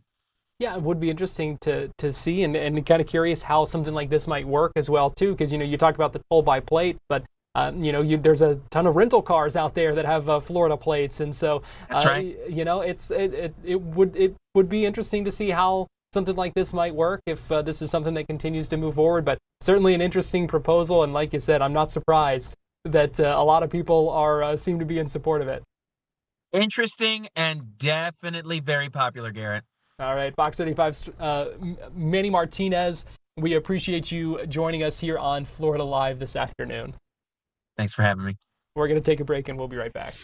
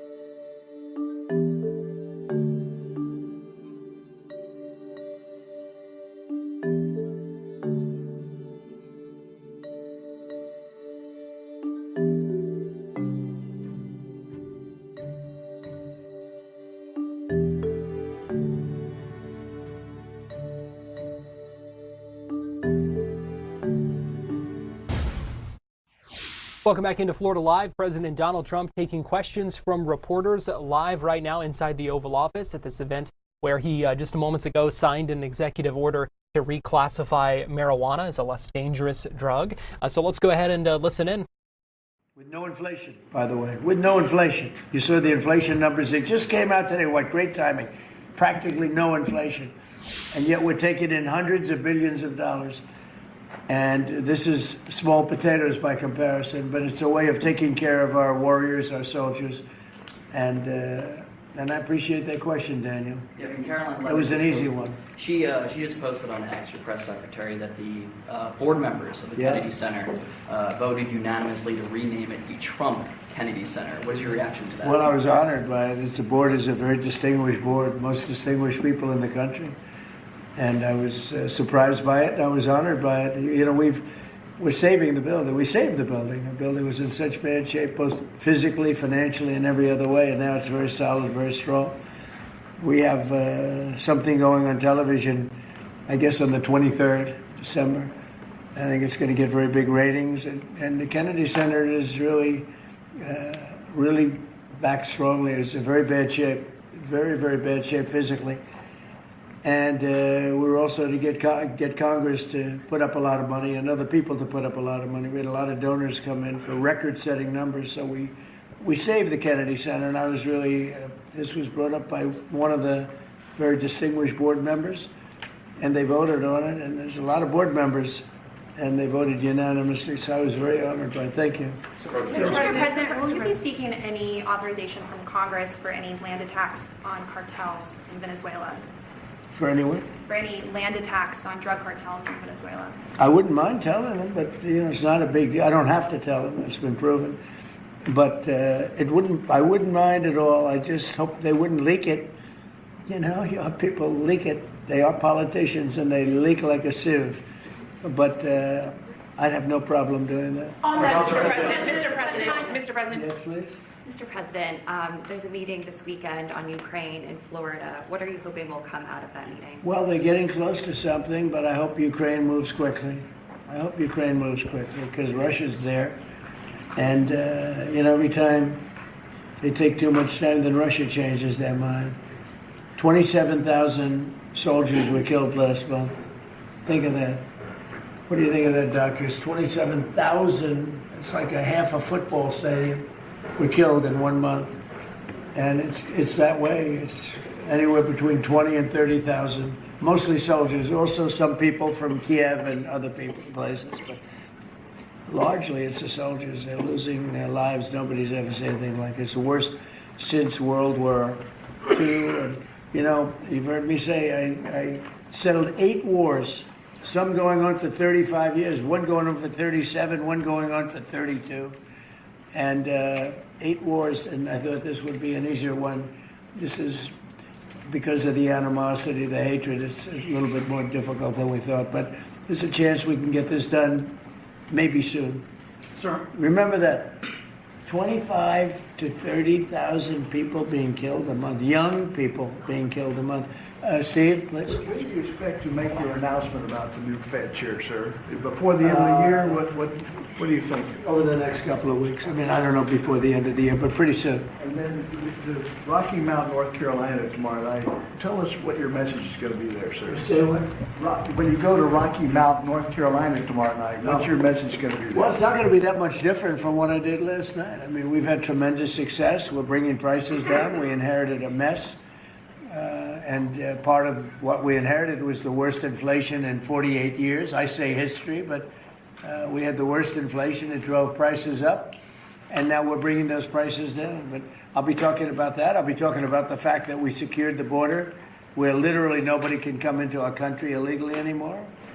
They came in from prisons and mental institutions and drug dealers and, a lot of bad people from all over the world. Venezuela emptied their prisons into our country. We had Tren de Aragua, which supposedly, the doctors don't know this, it's the meanest gang of them all. Okay, doctor? You don't have to know about it. You got other problems. But they let a lot of bad people in here. And so I think I'll be talking about that. I think I'll be talking about the tremendous success we have by sending the National Guard into various cities. D.C. is the ultimate example. People walk to work and they thank me all the time. People in the White House, they just walk to the White House from 10 blocks away. Before I came into office, they couldn't do that. They were getting badly hurt in many cases and beyond hurt, killed. So we were losing people. We were losing, on average, a person a week. Can you believe it? More. And now we haven't lost anybody in a long time. I consider the 2 people that got so badly hurt, the National Guard, that's a different city. That was terrorism. And probably terrorism, maybe terrorism, because they were unhappy with the tremendous success we've had, because they don't want to see this country be successful. But Washington, D.C. now is a safe, beautiful city where the restaurants are booming, the town is booming. People walk to the restaurants with their wife or their children and they have a good time. We were losing all the restaurants. We were losing our life in this. We were just the whole heritage of Washington, D.C. was down the drain, and we brought it back. And now everybody's thrilled to be here. It's the hottest. It's a part of the hottest country anywhere in the world. We become, in 10 months, the hottest country anywhere in the world. And I say it all the time, we were a dead country 1.5 years ago. Do you expect to meet Prime Minister Netanyahu while you're down in Palm Beach? Yeah, he would like to see me. We haven't set it up formally, but he'd like to see me. We've had great success. Peace in the Middle East, aside from everything else. We now have peace in the Middle East. Yeah, he'll probably come to see me in Florida. The Egyptians as well? Are they I'd love to have him. El Sisi, he's a friend of mine. Yeah, I'd love to have him. Thank you very much, everybody.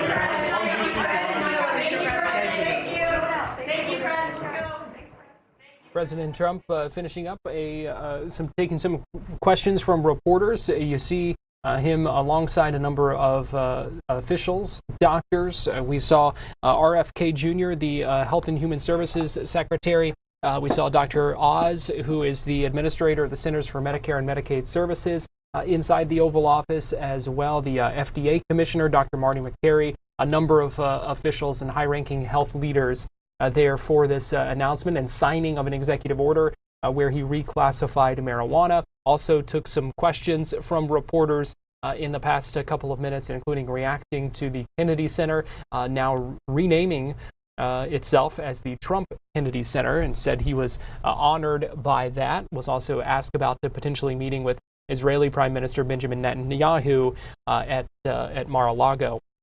I'm going to give you a live look right now in Statesville, North Carolina.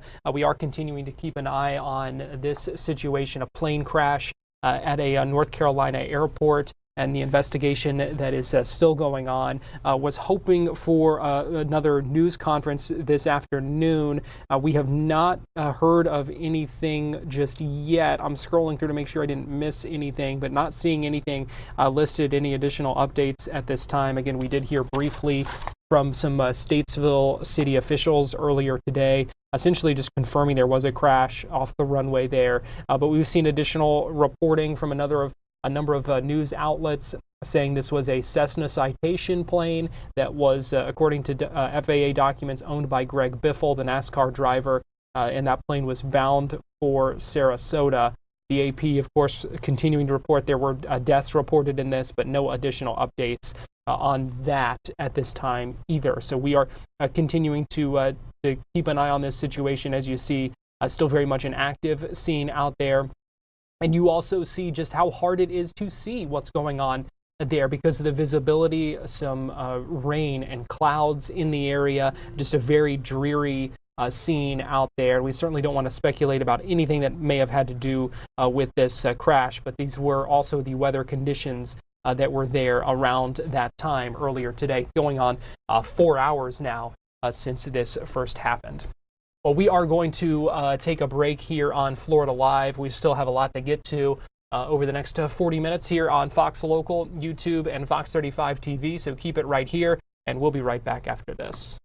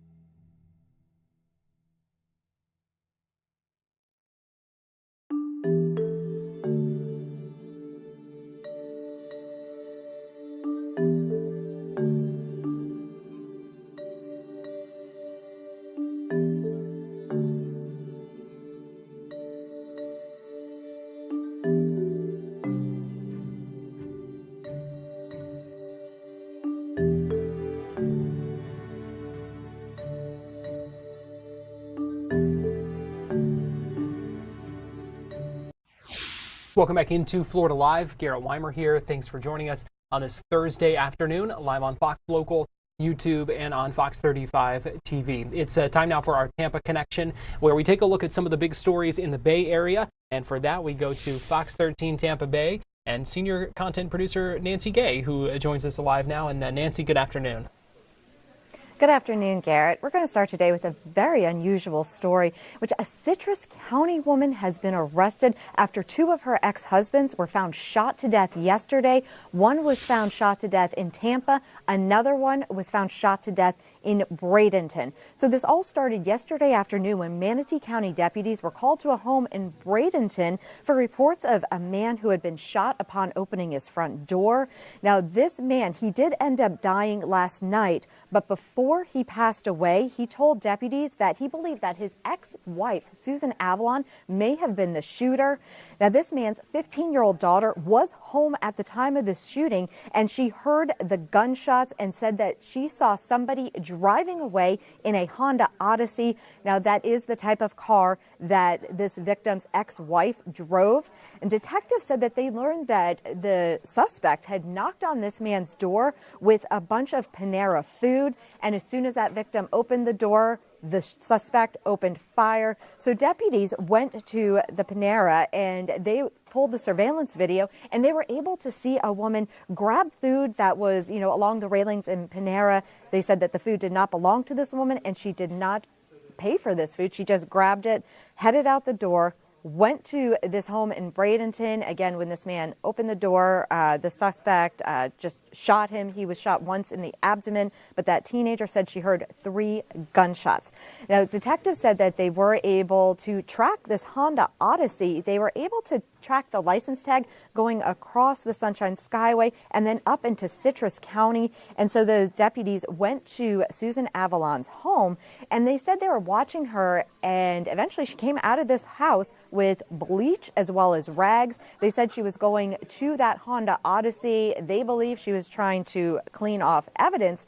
And when these deputies walked up to her to try to talk to her, they said that they were at her home to speak to her about her ex-husband, and that's when she asked them which one. Now, detectives said they were thrown off by her asking which ex-husband, because they were only aware of one ex-husband, but it turns out she had 2 ex-husbands.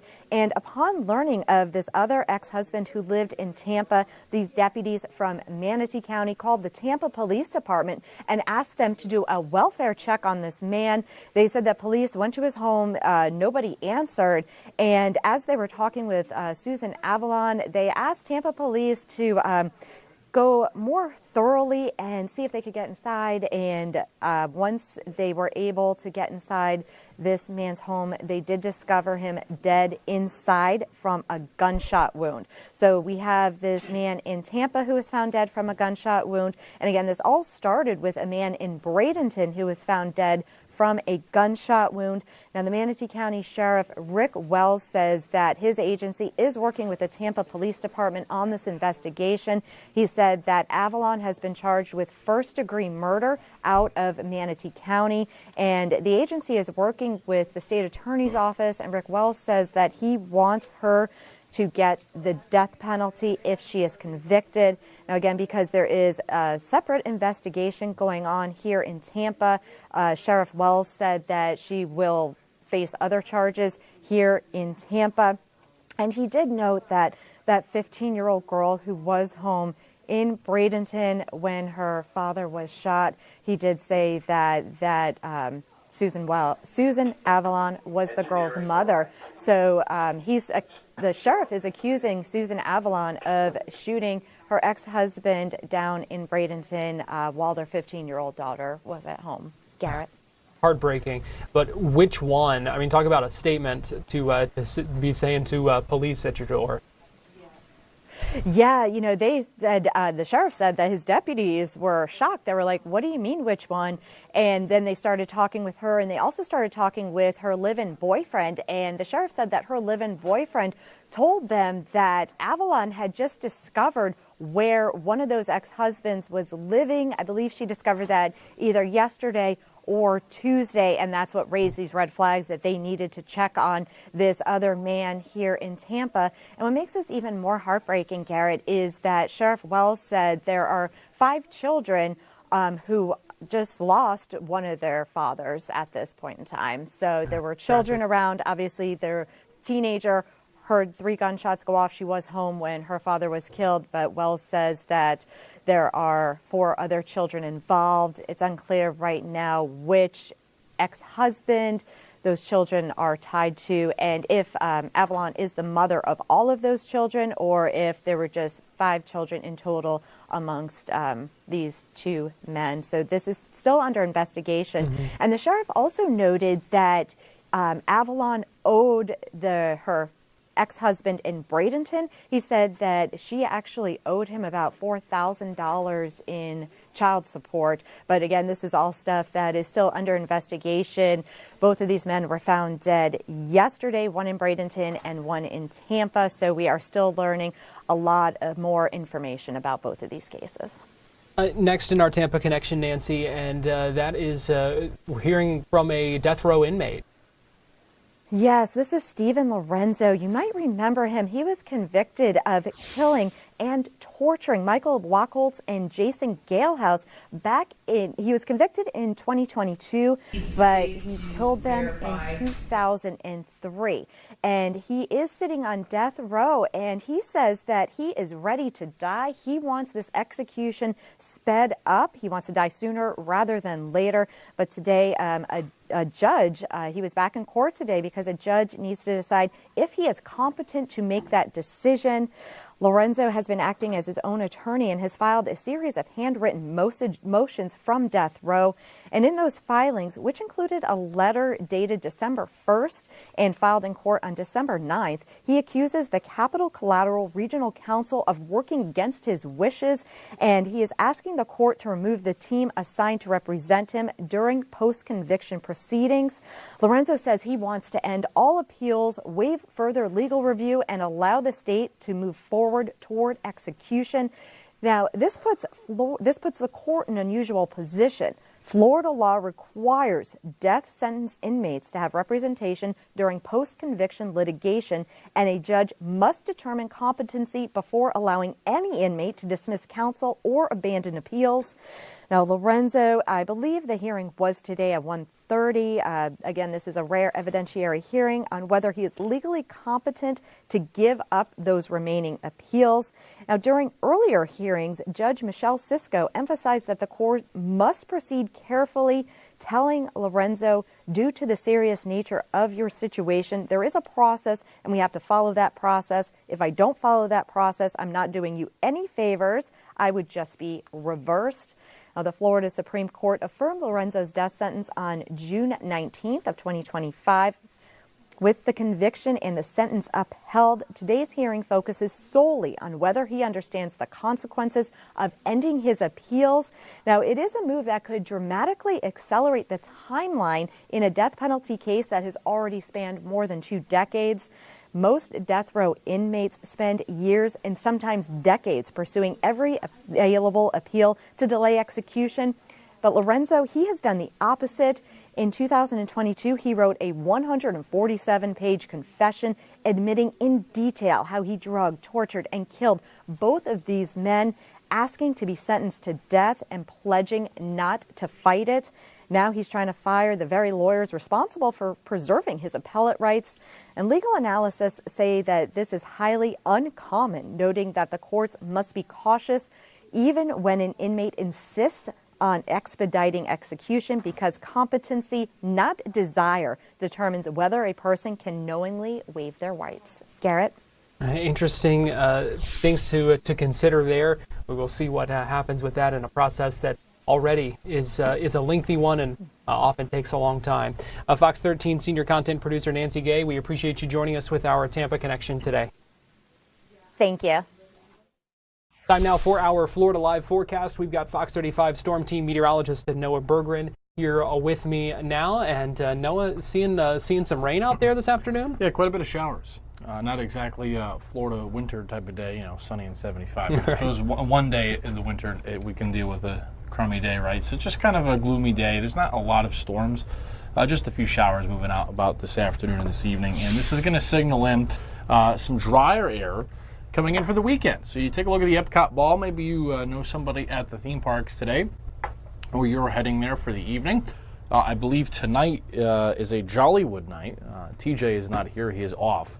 So my resident theme park expert is off. But I believe tonight is one of those nights where heavily attended from locals. If it's not tonight, it was last night. I forget. So if you're heading out to the theme parks for the evening, definitely maybe a light rain jacket would be your best interest because there are some showers around. There's the view from Orlando. You can see the slate of clouds. There's no sun out there. There's not going to really be any sun for the rest of the day.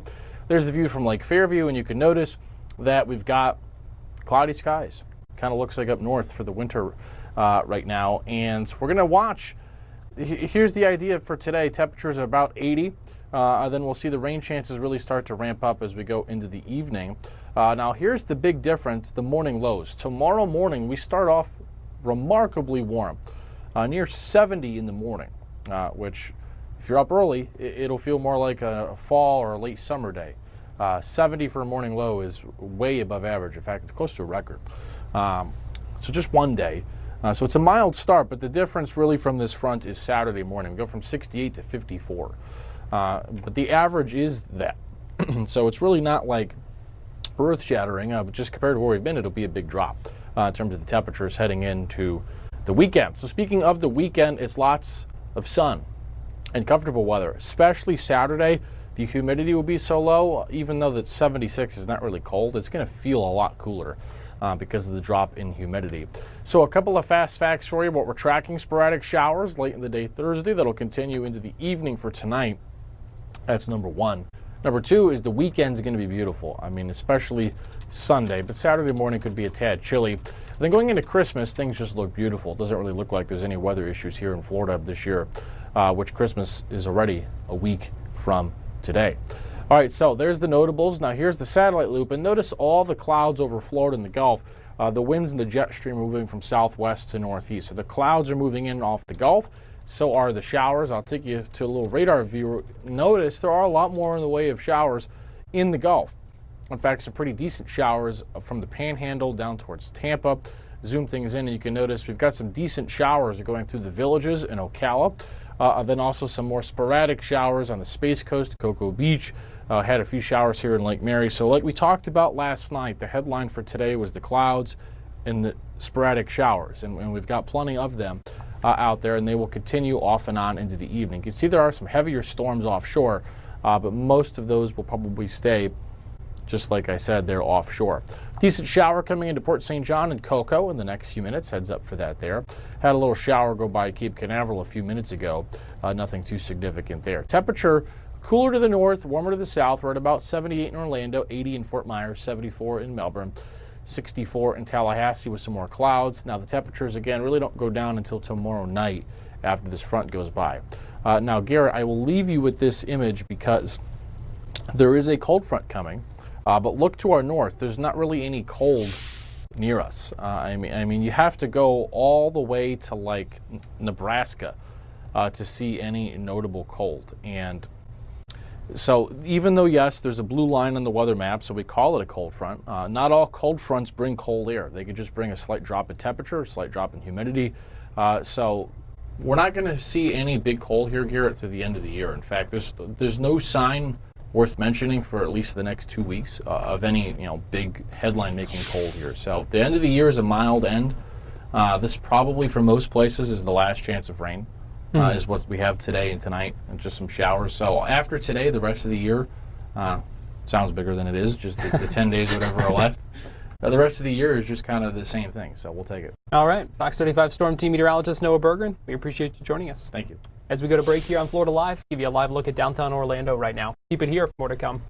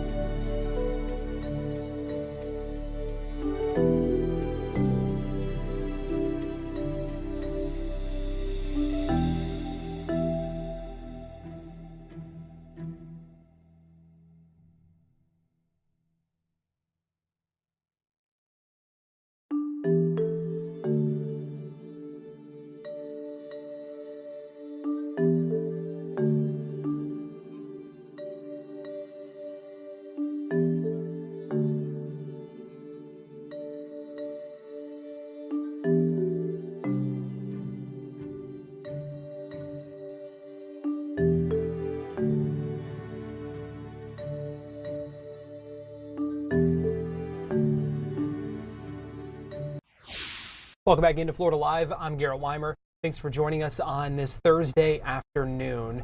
The state CFO, Blazin Golia, was in Winter Park earlier today unveiling the second part of a legislative proposal. That first part we brought to you yesterday live on our live streaming here, where we heard from the CFO talking about essentially codifying the Florida Agency for Fiscal Oversight and the audits that his office is doing, looking at local government spending and the projections and the dollar amounts that they want to see and how they want to see those lowered, specifically or particularly as part of this push to reduce or eliminate property taxes across the state.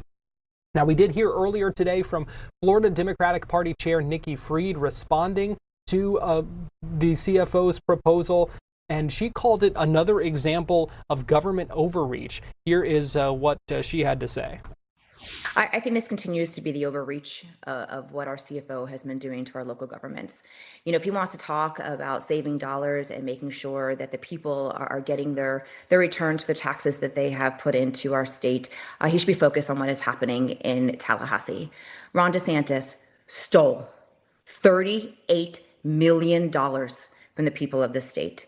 And so that's really where the tax should be. That is where his energy should be. And in addition, his energy should be on the industry that he is overseeing, the insurance industry. I have heard zero from our new CFO about what he plans on doing to hold our property insurance companies accountable.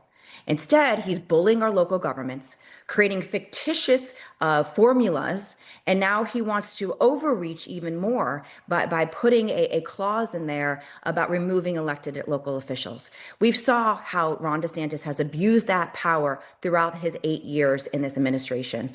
And so this is just them bullying our local governments that are the ones who are the closest to the people, who understand the needs of the people, whether that is community gardens or it's parks, or it's making sure that there's stoplights in front of children's schools. It's making sure that our first responders have the resources necessary when somebody calls 911. This is who they're attacking. It is the people closest to their constituents. And it's a shame that Blaze can't actually focus on the job that the people need him to do, which is holding Ron DeSantis accountable for the money that has been stolen from this administration and from the people, and also making sure he's holding property insurance companies accountable.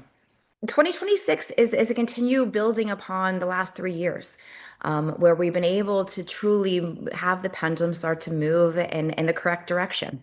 It is building on the wins that we saw in 2025, building back that trust in the people in our state, and making sure that we're recruiting candidates to fill spaces, to represent the people in their communities. And it's making sure that we're holding Republicans accountable for making our state absolutely unaffordable and not caring that it's unaffordable, and continuing taking care of the lobby corps, continue taking care of the business community, and the top 1%ers of our state. And so what we are planning on in 2026 is continue building on what we've seen since I became chair. It is focusing on Take Back Local, which is our programming on our city and county commissioners and our countywide officials, to things like what we did with Rob Longseat, making sure that we're investing in communities and in candidates and showing wins and what is possible. And those are the conversations I have across the entire country, that when, in fact, that the state of Florida is organized, we've got incredible candidates, and then funding for both the infrastructure and those candidates, everything is possible here in the state of Florida. And the pendulum is swinging in the correct direction. You're seeing that by the progress that we're making, whether we completely flip a seat, retain a seat and see overperformances, or in fact, just seeing again flips like Escambia County and other areas across our state. And that's what we're going to continue to see from the Democrats. We're going to be talking about the unaffordability crisis of our state, united with our House and our Senate caucuses, putting forth agendas in this upcoming legislative session that is focused on the people. The people have been forgotten over the last 30 years, and it's going to be Democrats who are going to continue to stand in those spaces, continue to gain the trust of the people, and make sure that we are putting forth solutions to the problems that the people of our state are facing every single day. Florida Democratic Party Chair Nikki Fried speaking earlier today. Speaking of property taxes, we also heard earlier from Governor Ron DeSantis. He held a news conference at the Sebring Regional Airport in Highlands County, talking about a number of topics, covered a wide range there, but also talked about the ongoing push to eliminate property taxes for homesteaded properties here in the state of Florida. From the state perspective, we are probably the lowest tax state per capita in the country, certainly in the top 2 or 3, right? I mean, no question. Yeah.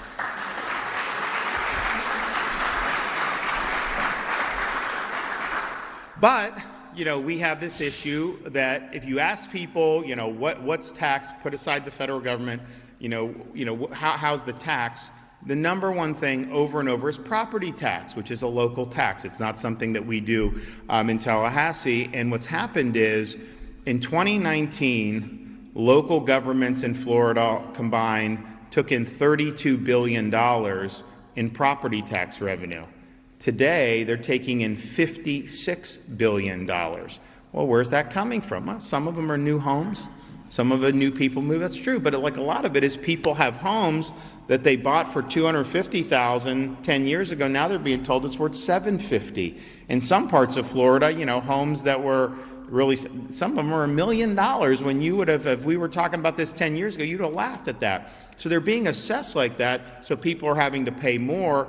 Even if they have a limitation with homestead, it still goes up, and heaven forbid you buy a home in the last few years, well, you're at a much higher tax basis than that. And so, people say like, oh, you can't do anything about this, like all this other stuff. Why go from 32 to 56? I mean, think about it. We've had population growth. We've had inflation. Account for all of that. It still wouldn't put you at 56, right? So this has been a gusher of revenue that's been going in. And look, some counties and cities have done better than others, but some, they've already documented with Blaze and Golia $300+ million of overspending in Miami-Dade, $200 million overspending in Orange County, even like Manatee County on the west coast of Florida, overspending.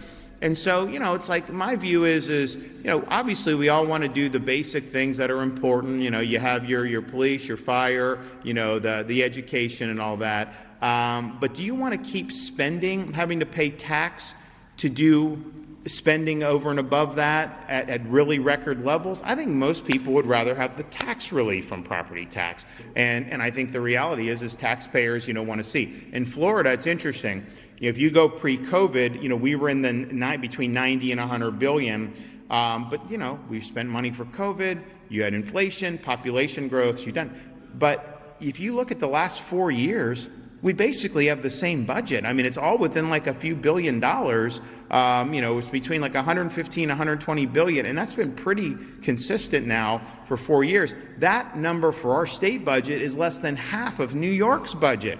And we have millions of more people than New York does. In fact, that budget's less than New York City's budget alone. They have 8 million people. So I think you can do it. And I think it's just, do you want to, maintain stable, or do you want to build in this? Because here's the thing.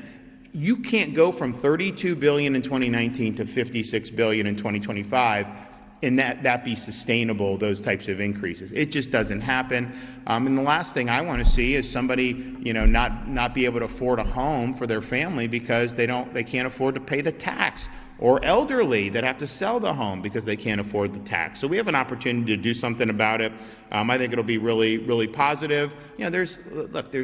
I don't want to do something and then cause people to move here to take advantage of this. So we're going to make sure to protect again. Like, I want my people right now who are here, who are residents, to get relief. That's what I'm looking to do. This is Governor DeSantis earlier today. Give you a live look right now from the Statesville Regional Airport in Statesville, North Carolina. I realize this is not a super clear or even steady shot right now because of the weather conditions in that area, but we are getting our first look at some of the damage from this plane crash there. We're going to step aside and take a break here on Florida Live. When we come back, we will kind of reset with you, let you know everything we know. Some new information is coming in on this, so keep it right here on Fox Local, on YouTube, and on Fox 35 TV, and we'll be right back with more Florida Live in just a couple of minutes.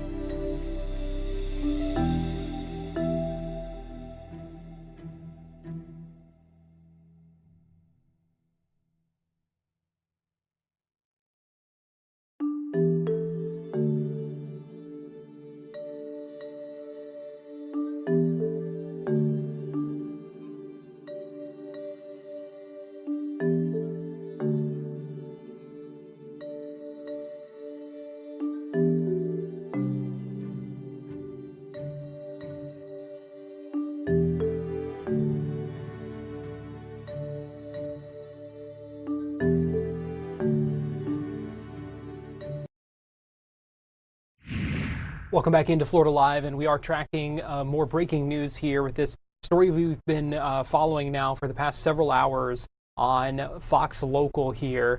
Welcome back into Florida Live. This is a live look right now in Statesville, North Carolina, at the regional airport there, which provides facilities for a number of private companies. And we learned earlier today of a crash of a corporate jet just off the runway. You can see a little bit better, a little bit more now of this image than you could a little bit ago. The weather conditions, obviously, it looks very hazy and rainy in that area today. For those who aren't familiar, Statesville is about 45 minutes, or 45 miles, I should say, north of Charlotte. And this plane crash happening at the airport there. The plane had taken off just a little bit before, and flight data shows it turning back around and then crashing off the runway there. We know from FAA reports and paperwork that this is a plane that was owned by Greg Biffle, the NASCAR driver. Flight plans show that it was bound for Sarasota here in Florida. Still a lot of questions about what may have happened and who all was in board, but we are seeing now the Associated Press reporting that 6 people were on board. They are citing the FAA and multiple deaths here. Just a tragic case. We know the FAA is on scene. They arrived there around noon today. We have not heard from them or the NTSB on the ground just yet. I do want to show you this post on social media from the NTSB from just a little bit ago, about an hour ago, saying NTSB is launching a GO team to investigate this crash against the thing. It is a Cessna Citation C550. The team expects to arrive on scene tonight, identifying who the spokesperson is going to be for that. NTSB will hold a media briefing tomorrow. We don't know what time, we don't know what place, but we are expecting a briefing on this tomorrow, and we will bring that to you live here on Fox Local, on Fox 35 News Plus, or on Florida Live, whatever the time it may be. We will be live streaming that for you because we are continuing to monitor this. And as I said, we don't know who the people on board were. Officials have not confirmed that. We do know that this is a plane that was registered and owned by Greg Biffle, the NASCAR driver.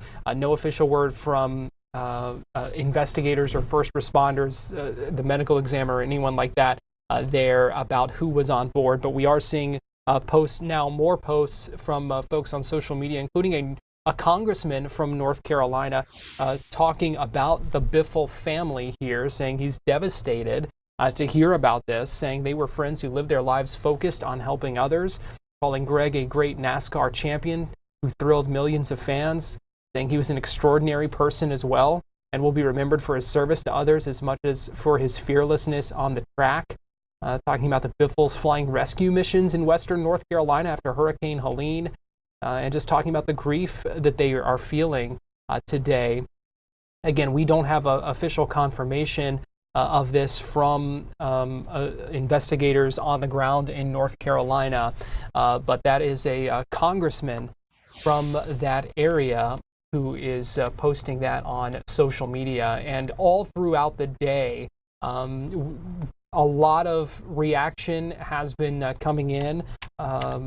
Condolences, praying hands emojis, just so many different reactions on social media as we have learned more and continued to follow up and learn more about this. I want to show you a new post from Jeb Burton just a little bit ago, saying horrible news today, praying for everyone involved that lost loved ones. Noah Gregson, you see the emoji that he posted there, TJ Majors with that. I want to see if I can find on one of my tabs here, Mark Martin, saying this news reminds me of the tragedy that happened in 1998. He lost his father in a plane crash back in 1998. So the NASCAR driver Mark Martin weighing in there. We are continuing to follow up on this. We'll have more coverage as it develops on our next half hour on Fox Local and on our newscast later today.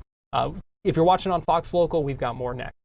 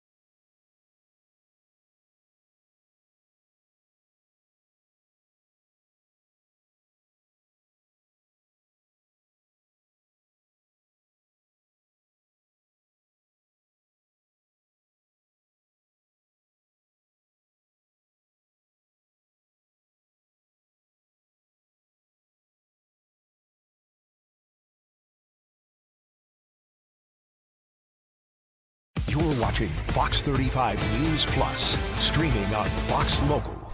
Welcome back into Fox 35 News Plus. Garrett Weimer here, and I want to give you a live look at this image, live pictures from Statesville Regional Airport coming in as we continue to follow updates on this crash involving a plane that was owned by NASCAR driver Greg Biffle. Was on its way to Sarasota according to flight plans before it ended up turning around, flight data shows, and crashing. The AP reporting that 6 people were on board.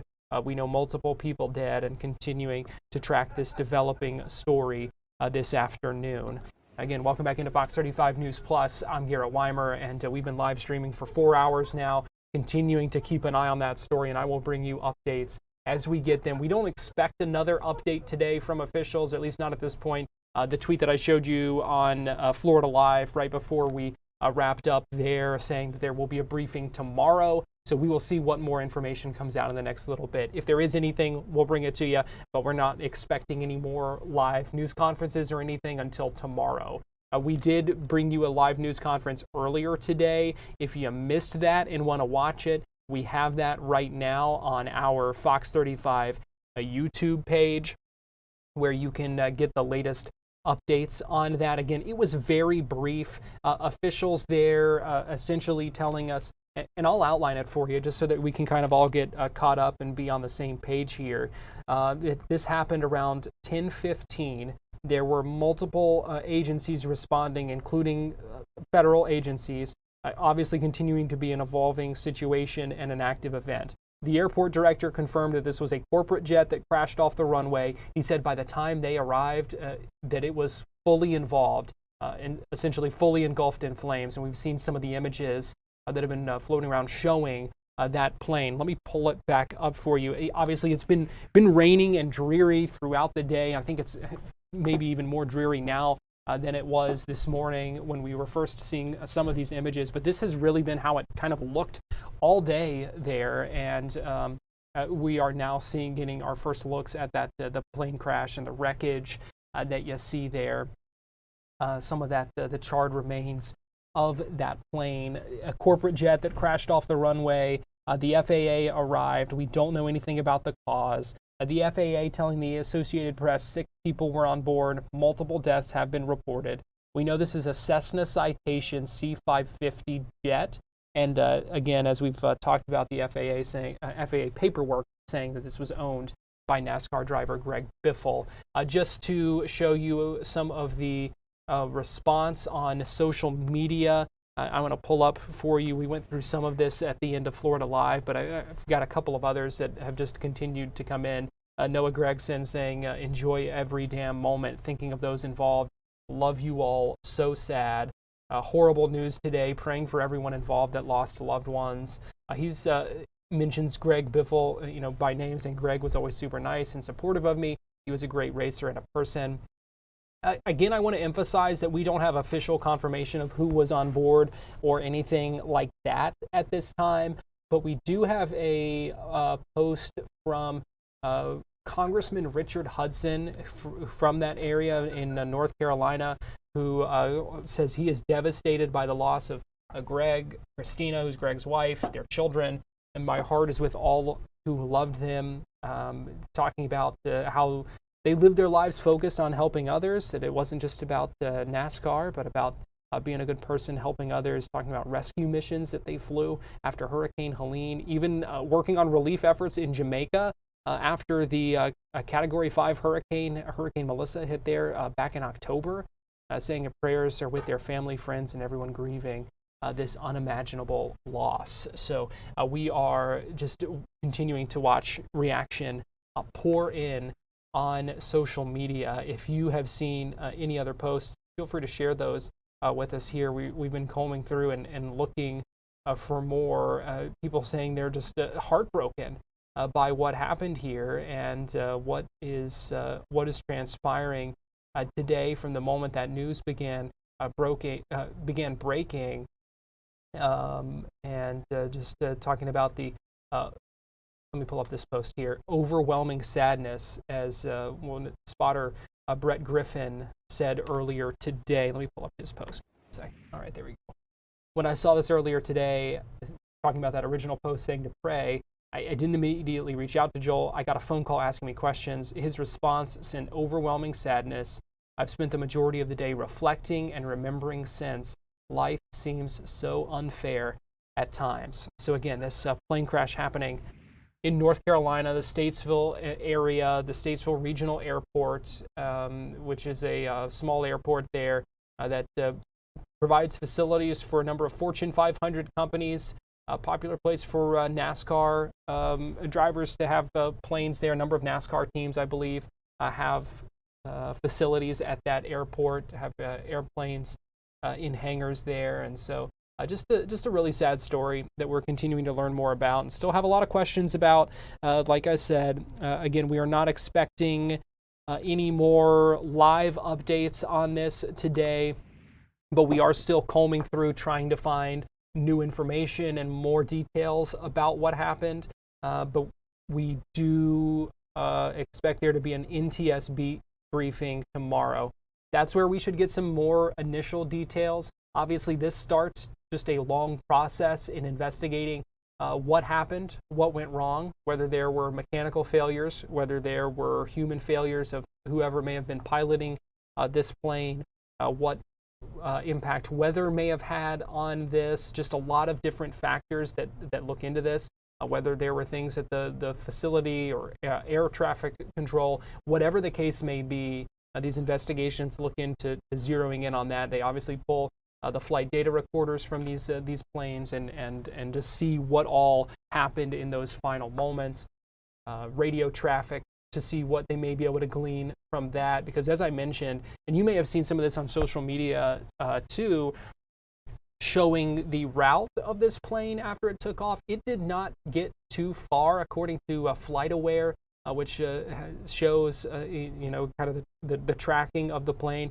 It had taken off, it appears, according to that FlightAware track, and it ended up turning back around. As we mentioned, it was bound for Sarasota, Florida here, and ended up turning back around, according to those flight trackers, before making some sort of other little maneuver that we see at the end. And then, we now see the result and the debris, the remains of that plane alongside the runway, just off the runway there. And you can see some of those signs and the lights and those kinds of things that show you, kind of paint the picture of that airport. It is closed today since that plane crash happened.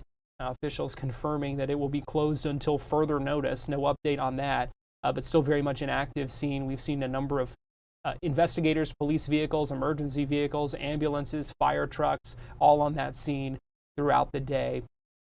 I do want to apologize. I know the shot is not super steady. That's wind and rain, whatever the case may be. You certainly get an idea of the weather in that area. Statesville, about 45 miles north of Charlotte, and certainly a dreary and rainy winter day here on this December 18th. But just 1 week before Christmas, your heart certainly goes out to all those friends and family of those who were on board, and we're continuing to learn more about who they were, and we are keeping a close eye on this story. We are going to go ahead and take a quick break right now here on Fox 35 News Plus. We will come back, dive into a couple of other topics here on our live stream before we wrap up for the afternoon at 3:30. So keep it here on Fox Local and YouTube, and we will be right back after this.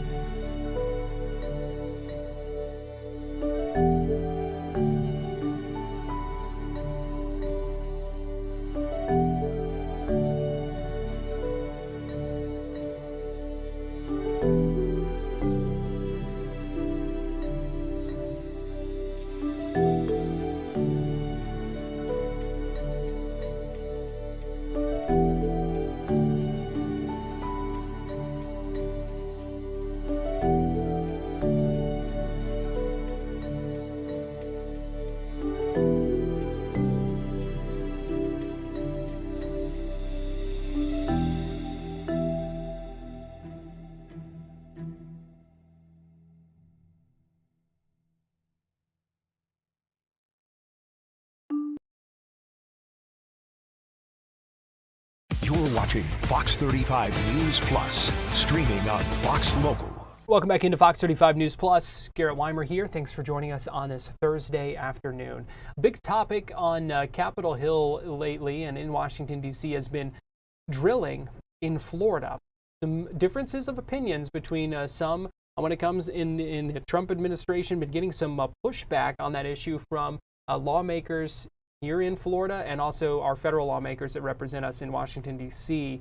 And so Senator Ashley Moody recently unveiled some new legislation to talk about this. And I'm trying to get the exact name here. I have it written down here from earlier. The American Shores Protection Act, which would fight to keep oil drilling off of Florida's coast, bans oil drilling and natural gas exploration and development near the Florida coastline, and essentially would extend Florida's drilling moratorium to 2032. So on the floor of the Senate late yesterday, Senator Ashley Moody asked for unanimous consent on this bill, which would help kind of get it out of the normal process and expedite things with it. There was an objection to it, so you're going to hear from Senator Ashley Moody and Senator Rick Scott, both of our senators from Florida here, and then you'll also hear a little bit of back and forth with the senator from Utah. Senator from Florida. As if in legislative session and notwithstanding Rule 22, I ask unanimous consent that the Committee on Energy and Natural Resources be discharged from further consideration of S. 3082, and the Senate proceed to its immediate consideration. Further, that the bill be considered read a third time and passed, and that the motion to reconsider be considered made and laid upon the table. And prior to any further ruling by the chair, if I might make a comment.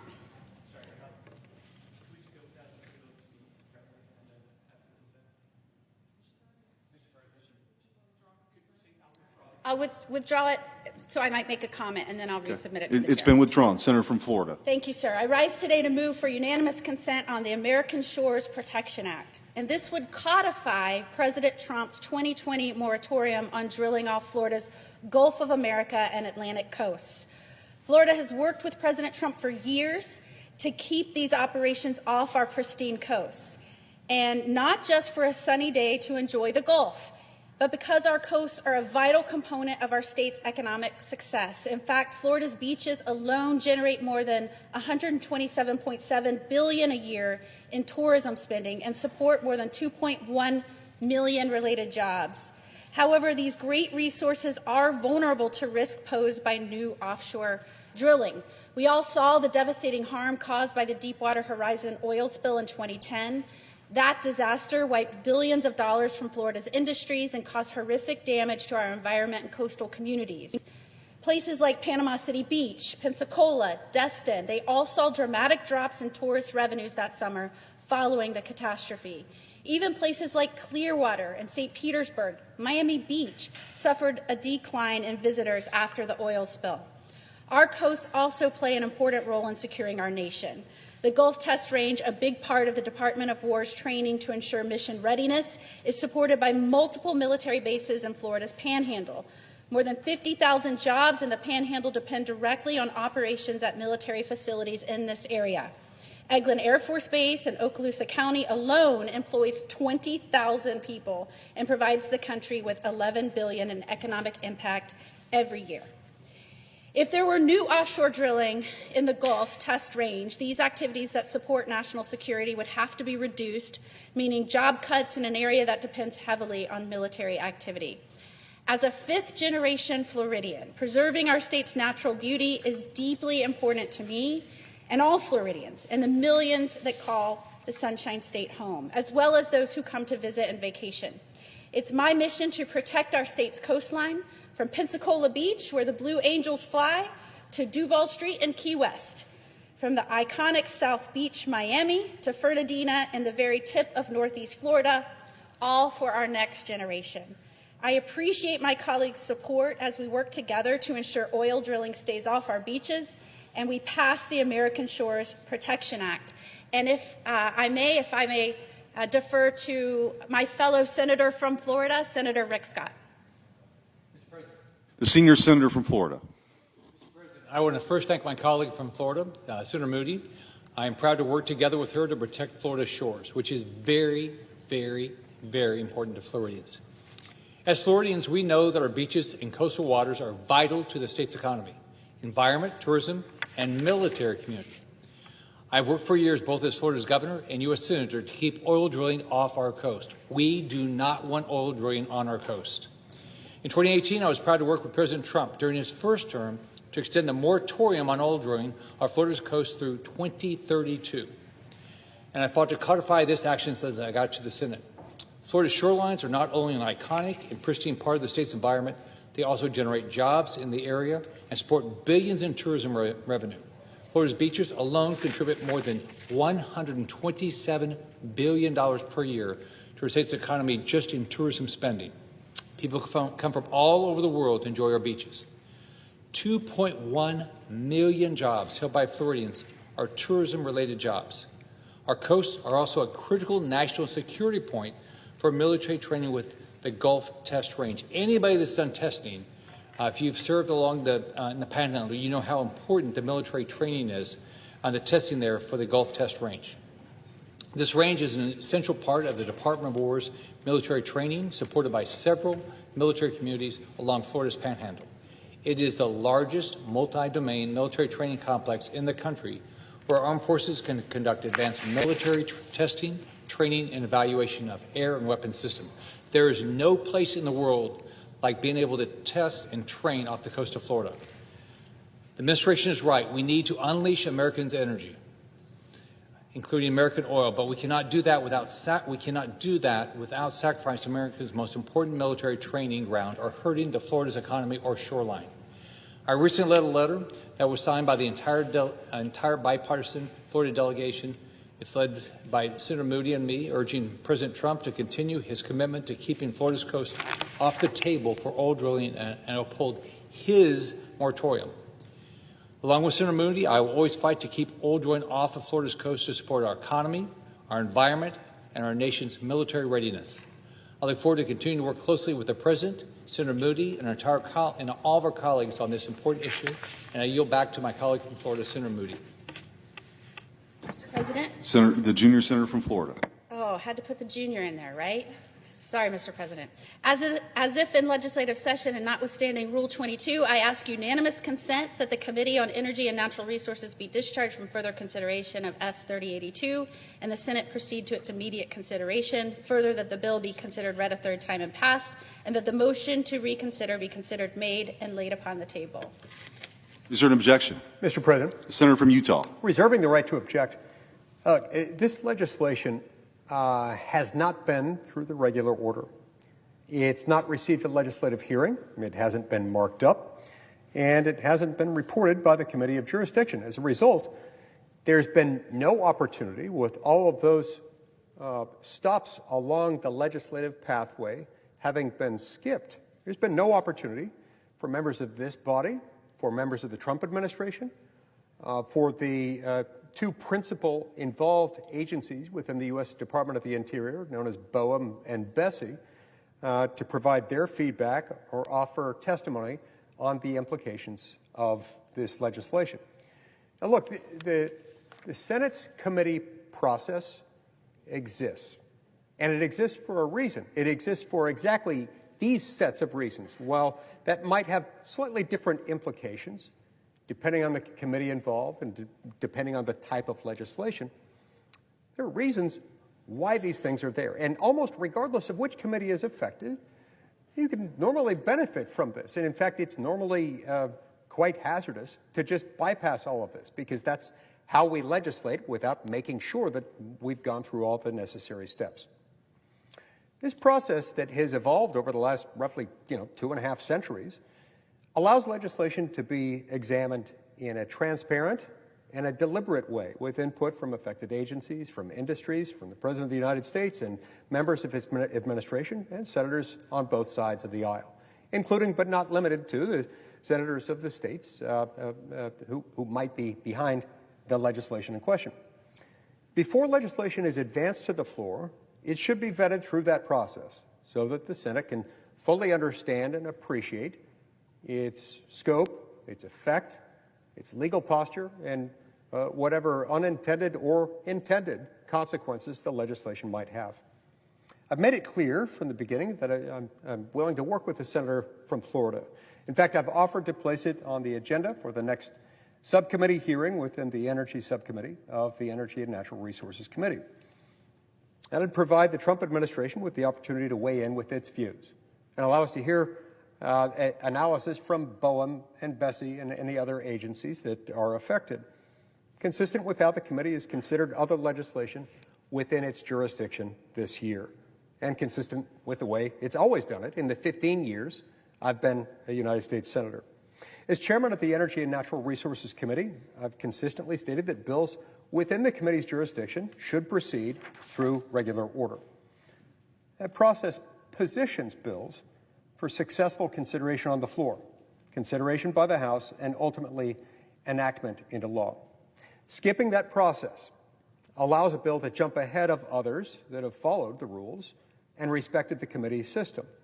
So my objection today is not based on the merits of the underlying policy. It is based on the process. But the process is important to getting the policy right. That's why we don't skip it. That's why, in the absence of a compelling, overwhelming, urgent reason, we don't just ignore it, and I can't and won't ignore it here. The Senate should not abandon its regular order by advancing legislation that's not been considered by the Committee of Jurisdiction. I look forward to working with my friend and colleague, the distinguished senator from Florida, to consider her bill in the Energy and Natural Resources Committee in a transparent manner. And until that occurs, I must object and object now. The objection is heard. Mr. President, may I respond? Senator from Florida. I thank my colleague for taking the time to come down here today. I will note that he spent a lot of time talking about the long bureaucratic process that this must go through every single step, and that we must get the policy right, and going through the things that might take years, as we've seen happen in the Senate, is what the American people are tired of. And I did not come here as the newest U.S. Senator to do business as usual. In fact, you see where my desk is. It's in the very last row, almost to the edge of the Senate, because I'm one of the newest senators. And we need to do things different. We need to get things done. And in respect to the pristine beaches of Florida, we have to act with a sense of urgency. And as far as getting policy right, this simply codifies President Trump's 2020 moratorium on drilling off Florida's Gulf of America and Atlantic coast. This policy has been negotiated and talked about, and it's already in a moratorium. This would simply codify that. I so appreciate my colleague offering to set this on the agenda, and I appreciate that. I hope my other Senate colleagues recognize the urgency to get this done. I can't think of anything more top of mind for Floridians right now, and I am proud to be here, along with my colleague Senator Scott, to fight for Floridians and fight for Florida's livelihood, our pristine natural resources. Thanks so much. Mr. President. That was Senator Ashley Moody speaking on the Senate floor. I want to give you another and take this full here, this live look at Statesville Regional Airport, where the investigation continues into this plane crash that happened earlier today. We are continuing to see more reaction from folks in the NASCAR racing community. Talk about Greg Biffle. And here's another post from Chase Briscoe saying, tough day for our community.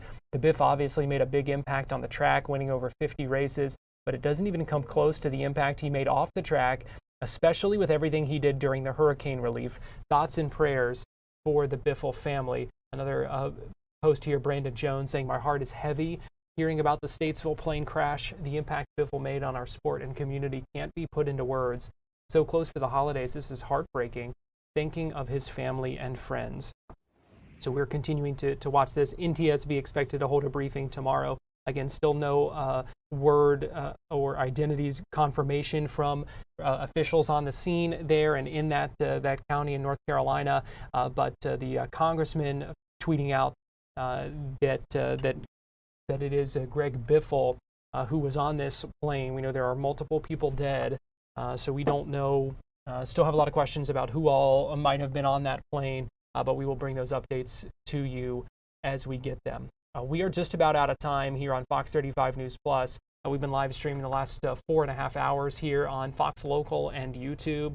So I'm going to get ready to hand things off to Fox 35 Storm Team meteorologist Noah Berggren, who's going to be in with Fox 35 Weather Plus from 3:30 to 4, and then we'll have the 407 coming up after that, and Fox 35 News at 5 after that. So I'll have the latest on this plane crash and a number of other stories as well coming up at 5, so you'll be able to keep it here for that.